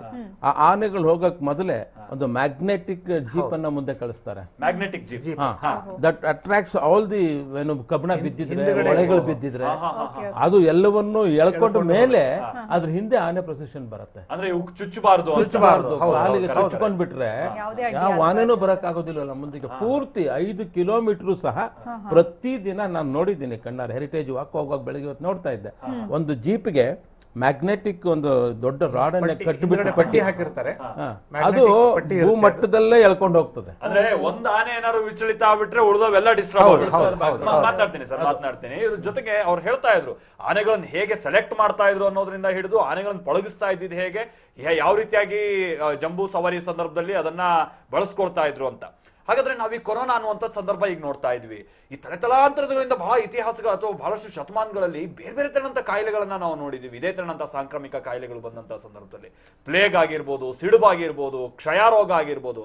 ಬಟ್ ಇಂಥ ಟೈಮ್ನಲ್ಲೆಲ್ಲ ಮೈಸೂರಿನಲ್ಲೂ ಅತಿ ಹೆಚ್ಚಾಗಿ ಈ ಕಾಯಿಲೆ ಕಂಡು ಬಂದಂತ ಟೈಮ್ನಲ್ಲಿ ದಸರಾ ವಿಚಾರವಾಗಿ ರಾಜರು ಹೇಗೆ ಅದನ್ನ ಪರಿಗಣಿಸ್ತಾ ಇದ್ರು, ದಸರಾಗೂ ಈ ಸಾಂಕ್ರಾಮಿಕ ಕಾಯಿಲೆಗೂ ಅವರು ಹೇಗೆ ಲಿಂಕ್ ಕೊಟ್ಟು ಬೇಡ ಈ ಬಾರಿ ಸರಳ ದಸರಾ ಅನ್ನುವಂತ ರೀತಿಯಾಗಿ ಏನಾದ್ರು ಅವ್ರು ನಿರ್ಧರಿಸ್ಬಿಡ್ತಾ ಇದ್ರು. ಆ ಟೈಮ್ನಲ್ಲೆಲ್ಲ ಯಾವ್ಯಾವ ರೀತಿಯಾಗಿ ಅವ್ರು ಇದನ್ನ ಮ್ಯಾನೇಜ್ ಮಾಡಿದ್ರು, ಆ ಇತಿಹಾಸವನ್ನ ತಿಳ್ಕೊಳ್ಳೋಣ. ಜಂಬೂ ಸವಾರಿಯ ಸಿದ್ಧತೆ, ಅರಮನೆ ಯಾವ ರೀತಿ ರೆಡಿ ಆಗಿದೆ ಈ ಬಾರಿ, ಜಂಬೂ ಸವಾರಿಯ ಕ್ರಮಗಳೇನೇನು, ಎಲ್ಲದರ ಬಗ್ಗೆ ಮಾತಾಡ್ತಾ ಇದ್ವಿ. ಅದ್ರ ಜೊತೆಗೆ ಇತಿಹಾಸದ ಬಗ್ಗೆ ಕೂಡ ಮಾತಾಡ್ತಾ ಇದ್ವಿ, ಪಾರಂಪರಿಕ ಹಿನ್ನೆಲೆ ಬಗ್ಗೆ ಮಾತಾಡ್ತಾ ಇದ್ವಿ. ಈ ಬಾರಿಯ ಜಂಬೂ ಸವಾರಿ, ಈ ಬಾರಿಯ ದಸರಾ ಏನಿದೆ, ಒಂದು ಕೊರೋನಾ ಭೀತಿ ನಡುವೆ ನಡೀತಾ ಇರುವಂತಹ ಜಂಬೂ ಸವಾರಿ. ಹಾಗಾಗಿ ಸಾಕಷ್ಟು ವಿಚಾರಗಳಲ್ಲಿ ಬದಲಾವಣೆ ಮಾಡಲಾಗಿದೆ. ಯಾವ ರೀತಿ ಅಂದ್ರೆ ಕೊರೋನಾ ಆತಂಕ ಯಾರಿಗೂ ಕೂಡ ಆಗ್ಬಾರ್ದು, ಜನರಿಗೆ ಕೊರೋನಾ ಹಬ್ಬಾರ್ದು ಅನ್ನುವಂತಹ ಕಾರಣಕ್ಕೋಸ್ಕರ ಸಾಕಷ್ಟು ಮಾರ್ಪಾಡುಗಳನ್ನ ಮಾಡಲಾಗಿದೆ. ಅರಮನೆಯಲ್ಲಿ ಸಾಕಷ್ಟು ವಿಧಿವಿಧಾನಗಳು, ರೀತಿ ರಿವಾಜುಗಳು ಇದ್ರೂ ಕೂಡ ಜನರ ವೀಕ್ಷಣೆಗೆ ಸಂಬಂಧಪಟ್ಟಂತೆ ಅಥವಾ ಸಾಂಸ್ಕೃತಿಕ ಕಾರ್ಯಕ್ರಮಗಳು, ಸ್ತಬ್ಧ ಚಿತ್ರಗಳು ಇವೆಲ್ಲವೂ ಕೂಡ ಈ ಬಾರಿ ಅಷ್ಟಾಗಿ ಆಕರ್ಷಣೀಯವಾಗಿ ಇರೋದಿಲ್ಲ, ಕೆಲವನ್ನ ರದ್ದು ಮಾಡಲಾಗಿದೆ. ಆದ್ರೆ ಈ ರೀತಿಯ ಪರಿಸ್ಥಿತಿ ಇದೇ ಮೊದಲು ಬಂದಿರೋದಾ? ಈ ಒಂದು ಪ್ರಶ್ನೆ ಬಹಳವಾಗಿ ಕಾಡ್ತಾ ಇರುತ್ತೆ. ಯಾಕಂದ್ರೆ ನಾವೆಲ್ಲ ಈ ಕೊರೋನಾ ಸಂದರ್ಭವನ್ನ ನೋಡ್ತಾ ಇದೀವಿ, ಆದ್ರೆ ನಮ್ಮ ಹಿರಿಯರು, ಪೂರ್ವಜರು ಸಾಕಷ್ಟು ಇಂತಹ ಒಂದು ಪರಿಸ್ಥಿತಿಯನ್ನ ಎದುರಿಸಿರ್ತಾರೆ. ಅಂತಹ ಪರಿಸ್ಥಿತಿ ಏನೇನು ಅನ್ನೋದ್ರ ಬಗ್ಗೆ ಮಾತಾಡ್ತಾ ಹೋಗೋಣ. NS ರಂಗರಾಜು ಅವರೇ, ಈಗ ನಾವು ಕೊರೋನಾ ಸಂದರ್ಭವನ್ನ ನೋಡ್ತಾ ಇದೀವಿ. ಕೊರೋನಾ ವಿಚಾರವಾಗಿ ಸಾಕಷ್ಟು ವಿಚಾರದಲ್ಲಿ ಬದಲಾವಣೆ ಆಗಿದೆ. ಹಬ್ಬ ಆಚರಣೆ, ಖರೀದಿಯಿಂದ ಹಿಡಿದು ದಸರಾದಿಂದ ಹಿಡಿದು ಅರಮನೆಯಲ್ಲಿ ನಡೀತಾ ಇರುವಂತಹ ಜಂಬೂ ಸವಾರಿಯಿಂದ ಹಿಡಿದು ಪ್ರತಿಯೊಬ್ಬರ ಜೀವನ ಶೈಲಿ, ಆಹಾರ ಪದ್ಧತಿ ಎಲ್ಲವೂ ಕೂಡ ಬದಲಾಗ್ತಾ ಇದೆ. ಆದ್ರೆ ನಾವು ನೋಡ್ತಾ ಇರೋದು ಈ ಸಂದರ್ಭ. ಬಹುಶಃ ತಾವು ಈ ಹಿಂದಿನ ಸಂದರ್ಭವನ್ನ ಕೆಲವೊಂದನ್ನ ನೋಡಿರ್ತೀರಿ. ಜೊತೆಗೆ ಅರಮನೆ ಮತ್ತೆ ಈ ಮೈಸೂರು ದಸರಾ ವಿಚಾರಕ್ಕೆ ಬಂದ್ರೆ ಹಿಂದಿನ ಇಂತಹ ಸಂದರ್ಭಗಳು ಅಂದ್ರೆ ಸಾಂಕ್ರಾಮಿಕ ರೋಗಗಳು ಜನರನ್ನ ಬಾಧಿಸಿರುವಂತಹ ಸಂದರ್ಭ, ಆಗ ದಸರಾ ಹೇಗ್ ನಡೀತಾ ಇತ್ತು, ಜಂಬೂ ಸವಾರಿ ಇರ್ತಾ ಇತ್ತಾ ಅಥವಾ ಅದಕ್ಕೊಂದಷ್ಟು ರಿಸ್ಟ್ರಿಕ್ಷನ್ ಸಹ ಆಗ್ತಾ ಇದ್ರಾ, ಯಾಕಂದ್ರೆ ದಸರಾವನ್ನ ನಿಲ್ಲಿಸಲಾಗಿತ್ತಾ, ಈ ತರದೊಂದು ಪ್ರಶ್ನೆಗಳಿದೆ. ಈಗಿನ ಜನರೇಷನ್ ಬಹುಶಃ ತುಂಬಾ ಉಪಯುಕ್ತ ಮಾಹಿತಿ ಅನ್ಸುತ್ತೆ. ತಾವೇನ್ ಹೇಳ್ತೀರಾ? ಯಾಕಂತ ಹೇಳಿದ್ರೆ ಈ ಕೊರೋನಾ ಬಂದಿದ್ದ ಸಂದರ್ಭದಲ್ಲಿ ಬಹಳಷ್ಟು ಒಳ್ಳೆ ಡಾಕ್ಟರ್ಗಳಿದ್ದಾರೆ, ಹಾಸ್ಪಿಟ್ಲ್ಗಳಿವೆ, ಒಂದಲ್ಲ ಒಂದು ರೀತಿ ಟ್ರೀಟ್ಮೆಂಟ್ ಕೊಡೋದಕ್ಕೆ ಅವಕಾಶ ಇದೆ. ನಾವೆಲ್ಲ ಸ್ವಚ್ಛತೆಯನ್ನು ಕಾಪಾಡ್ಕೋತಾ ಇದ್ದೀವಿ. ಹಿಂದೆ ಸ್ವಚ್ಛತೆ ಇಲ್ಲದೆ ಈ ಕಾಯಿಲೆಗಳು ಬಂದಿರೋದಕ್ಕೆ ಸಾಕಷ್ಟು ಉದಾಹರಣೆಗಳಿದಾವೆ. ಸಾಕಷ್ಟು ಅಂದ್ರೆ ಬಹುಶಃ ಮಹಾರಾಜರುಗಳು ನಡುಗ್ಬಿಟ್ಟಿದ್ದಾರೆ, ಅಷ್ಟರ ಮಟ್ಟಿಗೆ ಈ ಕಾಯಿಲೆಗಳು ತೊಂದರೆ ಕೊಟ್ಟಿವೆ. ಅದ್ರಲ್ಲಿ ಒಂದು ಕಾಯಿಲೆ ಅಲ್ಲ, ಒಂದ್ ಕಡೆ ಪ್ಲೇಗ್, ಒಂದ್ ಕಡೆ ಕಾಲ್ರಾ, ಇನ್ನೊಂದ್ ಕಡೆ ಕ್ಷಯರೋಗ, ಸಿಡುಬು ರೋಗ, ಶೀತ ಜ್ವರ, ಇಷ್ಟು ಜನಗಳನ್ನ ಕಾಡಿದೆ. ಫ್ಲೂ ಬಂದಾಗ್ಲೂ ಈ ಕೊರೋನಾ ತರದ ಪರಿಸ್ಥಿತಿಯೇ ಬಂದಿದೆ. ಹೌದು, ಸಮಸ್ಯೆ ಇದು ಎಂತ ಶೀತ ಜ್ವರ ಅಂತ ಕರೀತಾರೆ, ಆ ಇನ್ಫ್ಲೂಯೆನ್ಸಾ. ಸೊ ಇದು ಇಷ್ಟು ವಿಷಮ ಶೀತ ಜ್ವರ, ಇಷ್ಟು ಜ್ವರ ಬಂದಾಗ ಯಾವ ರೀತಿ ನಡ್ಕೋತಾ ಇದ್ರು, ಹೇಗೆ ಅದನ್ನ ಕಂಟ್ರೋಲ್ ಮಾಡ್ತಿರೋದು, ಅದು ಬಹಳ ಮುಖ್ಯವಾದ ಅಂಶ. ನೋಡಿ, ಈ ಅರಮನೆ ಇದೆಯಲ್ಲ, ಮರದ ಅರಮನೆ ಎಲ್ರಿಗೂ ಗೊತ್ತಿದೆ. ಅದ್ರ ಹಿಂದೆ ಇನ್ನೊಂದು ಅರಮನೆ ಇತ್ತಲ್ಲಿ. ಆ ಅರಮನೆ ಹೆಸರು ಸೌಂದರ್ಯ ವಿಲಾಸ ಅಂತ. ಚಿಕ್ಕ ಅರಮನೆ, ಅಂಬಾವಿಲಾಸ ಪಕ್ಕದಲ್ಲಿ ಅಂಬಾವಿಲಾಸ ಜಾಗದಲ್ಲೇ ಅಂಬಾವಿಲಾಸ ಆಮೇಲೆ ಕಟ್ಟಿದ್ದು. ಅದಕ್ಕೆ ಕಟ್ಟೋದಕ್ಕೆ ಮೊದಲು ಮರದ ಅರಮನೆ ಇತ್ತು. 1897 ಫೆಬ್ರವರಿ 27 ಬೆಂಕಿ ಬಿತ್ತು. ಅದಕ್ಕೆ ಮೊದಲು ಇನ್ನೊಂದು ಅರಮನೆ ಇತ್ತು. ಅದು 1792ರಲ್ಲಿ 1793ರಲ್ಲಿ ಸಿಡಿಲ್ ಹೊಡೆದು ಆ ಅರಮನೆ ಬಿರುಕು ಬಂದು ವಾಸಕ್ಕೆ ಯೋಗ್ಯವಾಗಿರೋದಿಲ್ಲ. ಆವಾಗೆಲ್ಲ ಖಾಲಿ ಮಾಡ್ತಾರೆ. ಆ ಸಂದರ್ಭದಲ್ಲೇ ಪ್ಲೇಗು ಕಾಲ್ರಾ ಅಲ್ಲಿ ಕಾಡಹಂಚಿನ ಮನೆಗಳು, ಮನೆಯಿಂದ ಮನೆಗೆ ಜಾಗನೇ ಇಲ್ಲ, ನೂರಾರು ಮನೆಗಳು ಕೋಟೆಯೊಳಗೇನೆ, ಎಲ್ಲ ಅಲ್ಲಿ ಬ್ರಾಹ್ಮಣರು, ಪೂಜಾರಿ ವಂಶದವರು, ಪುರೋಹಿತರುಗಳು, ಎಲ್ಲ ಜನಗಳು ಅಲ್ಲಿ ಒಳಗಡೆ ವಾಸ ಇರ್ತಾರೆ. ಅಲ್ಲಿ ಪ್ಲೇಗ್ ಬಂದ್ಬಿಡತ್ತೆ, ಕಾಲ್ರಾ ಬಂದ್ಬಿಡತ್ತೆ. ಒಂದು ಮನೆಗೆ ಪ್ಲೇಗ್ ಬಂತು ಅಂದ್ರೆ ಮನೆಯವರೆಲ್ಲ ಮನೆ ಬಿಟ್ಟು ಓಡ್ ಬಂದ್ಬಿಡ್ತಾ ಇದ್ರು. ಕಾಲ್ರಾ ಬಂತು ಅಂದ್ರೆ ಇಡೀ ಲೈನ್ ಖಾಲಿ ಮಾಡ್ತಾ ಇದ್ರು. ಮಹಾರಾಜರುಗಳಿಗೆ ಎಷ್ಟು ಕಷ್ಟ ಆಗ್ಬಿಡತ್ತೆ ಅಂದ್ರೆ ಎಲ್ಲ ಖಾಲಿ ಮಾಡಿ ಅದೊಂದು ಪಾಳು ಬಿದ್ದ ಜಾಗ ಆಗೋಗ್ಬಿಡತ್ತೆ. 1794ರಲ್ಲಿ ಟಿಪ್ಪು ಸುಲ್ತಾನ್ ಅಲ್ಲಿಗೆ ಬರ್ತಾನೆ. ಬಂದು ಎಲ್ಲ ಪಾಳು ಬಿದ್ದ ಜಾಗವೆಲ್ಲ ನೋಡ್ಬಿಟ್ಟು ಅಲ್ಲಿ ಸುಮಾರು 14 ಅರಮನೆ ದೇವಸ್ಥಾನಗಳು ಇರ್ತಾವೆ ಅಲ್ಲಿ ಒಳಗಡೆ, ಕೋಟೆ ಒಳಗೇನೆ. ಚೋಳ ಕಾಲದಿಂದ ಹಿಡಿದು ವಿಜಯನಗರ, ಮೈಸೂರು ಮಹಾರಾಜರ ಕಾಲದ ದೇವಾಲಯಗಳು ಈಗಲೂ ಇದಾವೆ. ಅದರಲ್ಲಿ 5 ದೇವಾಲಯಗಳನ್ನ ಇವತ್ತು ಪ್ರೊಟೆಕ್ಟೆಡ್ ಮಾನ್ಯುಮೆಂಟ್ ಅಂತ ಡಿಕ್ಲೇರ್ ಮಾಡಿದ ರಾಜ್ಯ ಸರ್ಕಾರ. 3 ಇತ್ತು, ಈಗ 5 ಆಗಿದೆ. ಆ ಜಾಗದಲ್ಲಿ ಯಾವಾಗ ಈ ತರ ಆಗೋಯ್ತು, ಅವರೆಲ್ಲ ಖಾಲಿ ಮಾಡಿದ್ರಲ್ಲ, ಟಿಪ್ಪು ಸುಲ್ತಾನ್ ಏನ್ ಮಾಡ್ತಾನೆ, ಮಹಾರಾಜರ ಜೊತೆ ಹೋಗ್ತಾನೆ ಅವನು ಶ್ರೀರಂಗಪಟ್ಟಣದಿಂದ ಹೋಗಿ ಅದನ್ನೆಲ್ಲ ಒಡಿಸ್ತೀನಿ ಅಂತ ಹೇಳ್ತಾನೆ. ಒಡ್ಸಾಕ್ಬಿಡ್ತಾನೆ, ಅರಮನೆ ಒಡಿಸ್ತಾನೆ, ಮನೆಗಳನ್ನೆಲ್ಲ ಒಡಿಸಿ 2 ಅರಮನೆ ಕಟ್ಟಬೇಕು ಅಂತ ಪ್ಲಾನ್ ಮಾಡಿಸ್ತಾನೆ. ಒಂದು ಅಲ್ಲಿ ಸೌಂದರ್ಯ ವಿಲಾಸ ಇದೆ ಜಾಗದಲ್ಲಿ, ಒಂದು ನಜರ್ಬಾದಲ್ಲಿ ಒಂದು, 2 ಕಟ್ಟಬೇಕು. ನಜರ್ಬಾದಲ್ಲಿ ಒಂದು ಕೋಟೆ ಇತ್ತು ಸಣ್ಣದು, ಆ ಕೋಟೆ ಈಗಲೂ ಅದ್ರ ಭಾಗಗಳಿದಾವೆ. ವಾಚ್ ಟವರ್ಗಳು ಈಗಲೂ ಜೈಲ್ ಮುಂದೆ ಇದೆ ಒಂದು ವಾಚ್ ಟವರ್. ಅದನ್ನ ನೋಡ್ಬಿಟ್ಟು ರಾಜರು ಏನ್ ಮಾಡ್ತಾರೆ, ಇದು ಬೇಡ, ಇದು ಕಟ್ಬಿಡೋಣ ಬೇರೆ ಅರಮನೆ ಅಂತ ಹೊರಡ್ತಾನೆ. 94ರಿಂದ 1799ರವರೆಗೂ ಬರೀ ಯುದ್ಧನೇ ಆಗೋಗ್ಬಿಡತ್ತೆ ಮನುಷ್ಯನಿಗೆ. ಆಂಗ್ಲೋ ಮೈಸೂರು ವಾರಗಳಾಗಿ ಅವನ ಅರಮನೆ ಕಟ್ಟೋದೇ ಇಲ್ಲ. ಆದ್ರೆ ಒಡಿಬೇಕಾದ್ರೆ ನೋಡಿ, ಅಲ್ಲೂ ಜನ ಹೇಳ್ತಾರೆ ಬೇರೆ ಬೇರೆ ತರದ್ದು, ಒಂದೇ ಒಂದು ದೇವಸ್ಥಾನ ಅವನು ಮುಟ್ಟಲ್ಲ ಟಿಪ್ಪು ಸುಲ್ತಾನ್. ಎಲ್ಲಾ ದೇವಸ್ಥಾನಗಳನ್ನು ಹಾಗೆ ಉಳಿಸಿ ಈಗಿದಾವೆ ಅವೆಲ್ಲ ಅರಮನೆಗಳು.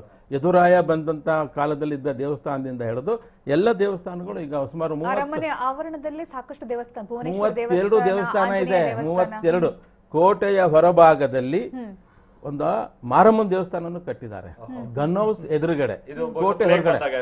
ಹೌದು, ಈ ಮಹಾಮಾರಿ ಅಂತೆಲ್ಲ ಹೇಳ್ಬಿಡ್ತಾರಲ್ಲ, ಮಹಾಮಾರಿಯ ಒಂದು ದೇವಸ್ಥಾನವನ್ನ ಎಲ್ಲಾ ಹಳ್ಳಿಗಳಲ್ಲೂ ಆ ಕಾಲದಲ್ಲಿ ಕಟ್ಟಿದ್ರು. ಆ ದೇವಸ್ಥಾನ ಊರ ಆಚೆನೆ ಇರ್ತಾ ಇತ್ತು. ಈಗ ಊರ್ ದೊಡ್ಡದಾಗಿ ಒಳಗೆ ಸೇರ್ಕೊಂಡಿರ್ಬೋದೇ ಹೊರತು. ಆಮೇಲೆ ಬಲಿ ಕೊಡ್ತಾ ಇದ್ರು. ಬಲಿ ಕೊಡೋ ಪದ್ಧತಿ ಮಾರಮ್ಮನ ದೇವಸ್ಥಾನದಲ್ಲಿ ಈಗಲೂ ಇದೆ.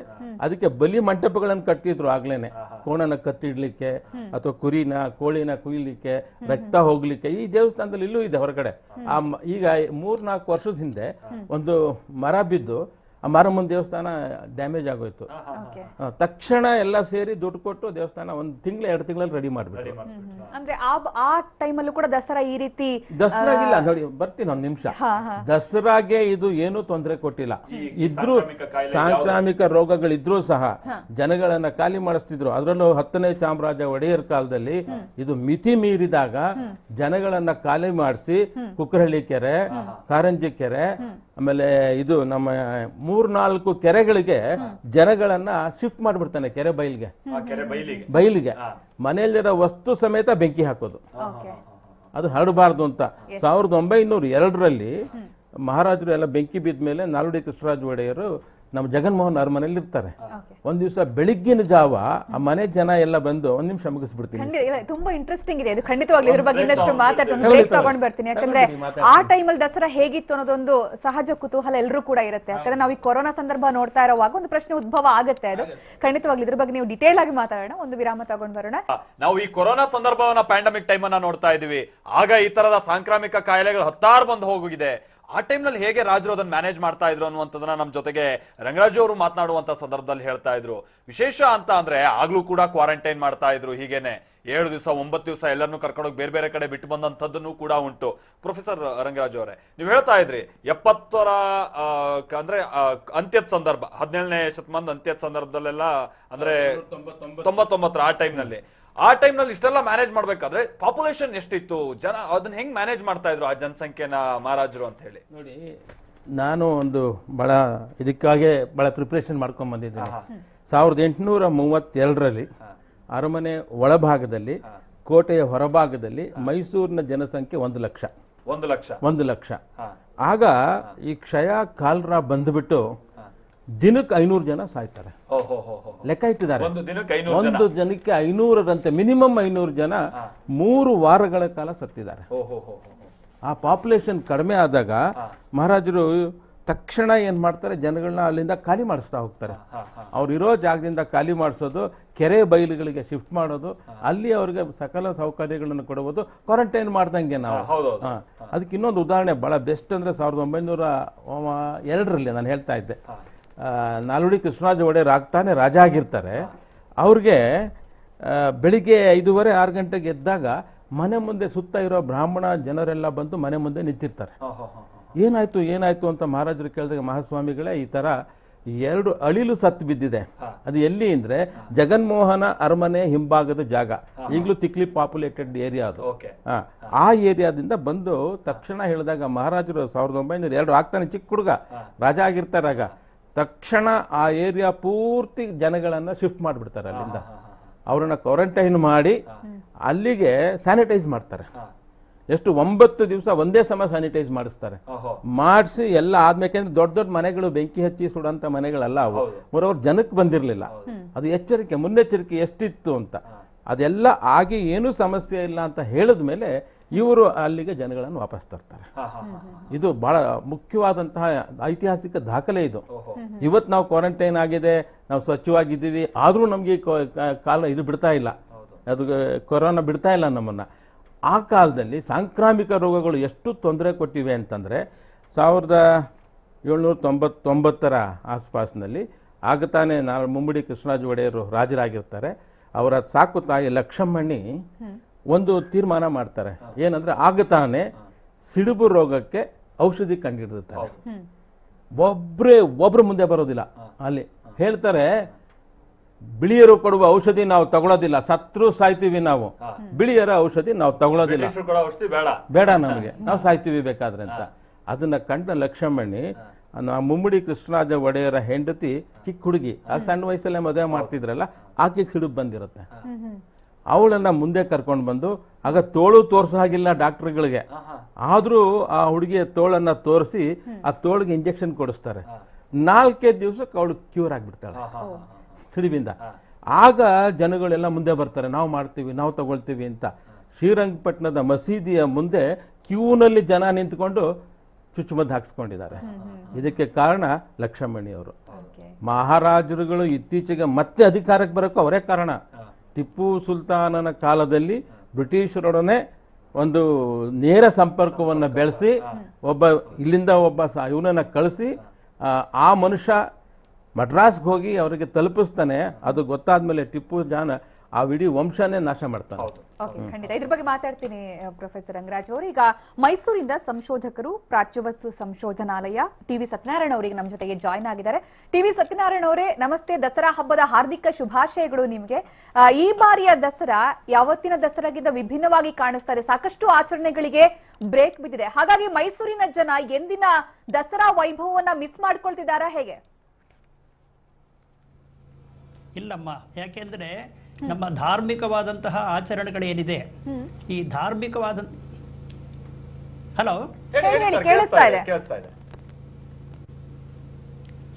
ಕೇಳಿಸ್ತಾ ಇದೆಯಾ? ಧಾರ್ಮಿಕವಾದ ಆಚರಣೆಗಳು ಯಾವುದಿದೆ, ಈ ಧಾರ್ಮಿಕವಾದಂತಹ ಆಚರಣೆಗಳಿಗೆ ಯಾವುದೇ ವಿಧವಾದಂತಹ ತೊಂದರೆಗಳು ಅನ್ನುವಂಥದ್ದು ಇರೋದಿಲ್ಲ. ಜನ ಏನ್ ಮಾಡ್ತಾರೆ ಅಂತ ಕೇಳಿದ್ರೆ, ತಮ್ಮ ಧಾರ್ಮಿಕ ಆಚರಣೆಯನ್ನ ಎಂತಹ ತೊಂದರೆಗಳ ಮಧ್ಯದಲ್ಲಿಯೂ ಕೂಡ ತಮ್ಮ ಮನೆಯಲ್ಲೇ ಅದನ್ನು ಆಚರಣೆ ಮಾಡಿಕೊಂಡು ಹೋಗ್ತಾರೆ. ಹಾಗಾಗಿ ಮೈಸೂರು ನಗರದಲ್ಲಿ ಪ್ರತಿಯೊಬ್ಬರು ಕೂಡ ತಮ್ಮ ತಮ್ಮ ಮನೆಗಳಲ್ಲಿ ಈ ನವರಾತ್ರಿಯ ಉತ್ಸವವನ್ನ 10 ದಿವಸಗಳ ಕಾಲದಿಂದ 9 ದಿವಸ ಮುಗಿಸಿ ಇವತ್ತು 10ನೇ ದಿವಸ, ಈ ದಿವಸಗಳ ಕಾಲದಲ್ಲಿ ತಮ್ಮ ಹಿಂದಿನ ವಿಜೃಂಭಣೆಯ ರೀತಿಯಲ್ಲಿ ನಡೆಸ್ಕೊಂಡು ಬರ್ತಾ ಇದ್ದಾರೆ. ಹಾಗೆಯೇ ಮೈಸೂರಿನ ಅರಮನೆಯ ಒಳಗಡೆನೂ ಕೂಡ ನಮ್ಮ ರಾಜ ಒಡೆಯರ್ ಪರಂಪರೆಯವರು ಯಾವ ರೀತಿಯಲ್ಲಿ ಈ ಒಂದು ಉತ್ಸವವನ್ನು ಆಚರಿಸಿಕೊಂಡು ಬಂದಿದ್ದಾರೋ ಅದೇ ರೀತಿಯಲ್ಲಿ ಈಗಿನ ಮಹಾರಾಜರಾಗಿರತಕ್ಕಂತಹ ಯದುವೀರ ಕೃಷ್ಣದತ್ತ ರಾಜ ಒಡೆಯರ್ರವರು ಕೂಡ ಬಹಳ ಅಷ್ಟೇ ಒಂದು ನಿಷ್ಠೆಯಿಂದ, ಅಷ್ಟೇ ಒಂದು ಮನಸ್ಸಿನ ಸಂಕಲ್ಪವನ್ನು ಮಾಡಿಕೊಂಡು ಈ 9 ದಿವಸಗಳ ಕಾಲವೂ ಕೂಡ ಈ ಒಂದು ನವರಾತ್ರಿಯ ವಿಧಿ ವಿಧಾನಗಳು ಯಾವುದಿದೆ, ಆ ನವದುರ್ಗೆಯರ ಪೂಜೆ ಎನ್ನುವಂಥದ್ದು ಯಾವುದಿದೆ ಅದನ್ನ ನಡೆಸ್ಕೊಂಡು ಬಂದಿದ್ದಾರೆ. ಹಾಗಾಗಿ ಕೊರೋನಾ ಬಂದಿದೆ ಎನ್ನುವುದರಿಂದ ಯಾವುದೇ ವಿಧವಾಗಿರತಕ್ಕಂತಹ ಮನಸ್ಸಿಗೆ ಬೇಸರವಾಗಲಿ ಅಥವಾ ಮನಸ್ಸಿಗೆ ಒಂದು ರೀತಿಯ ಚಿಂತೆಯಾಗಲಿ ಯಾವುದೂ ಕೂಡ ಇಲ್ಲದೇನೆ, ಯಾವುದೇ ಯೋಚನೆ ಇಲ್ಲದೆ ನಿರ್ಯೋಚನೆಯಿಂದ ಆ ಭಗವತಿಯ ಪೂಜೆಯನ್ನ ಮಾಡಿಕೊಂಡು ಬಂದಿದ್ದಾರೆ.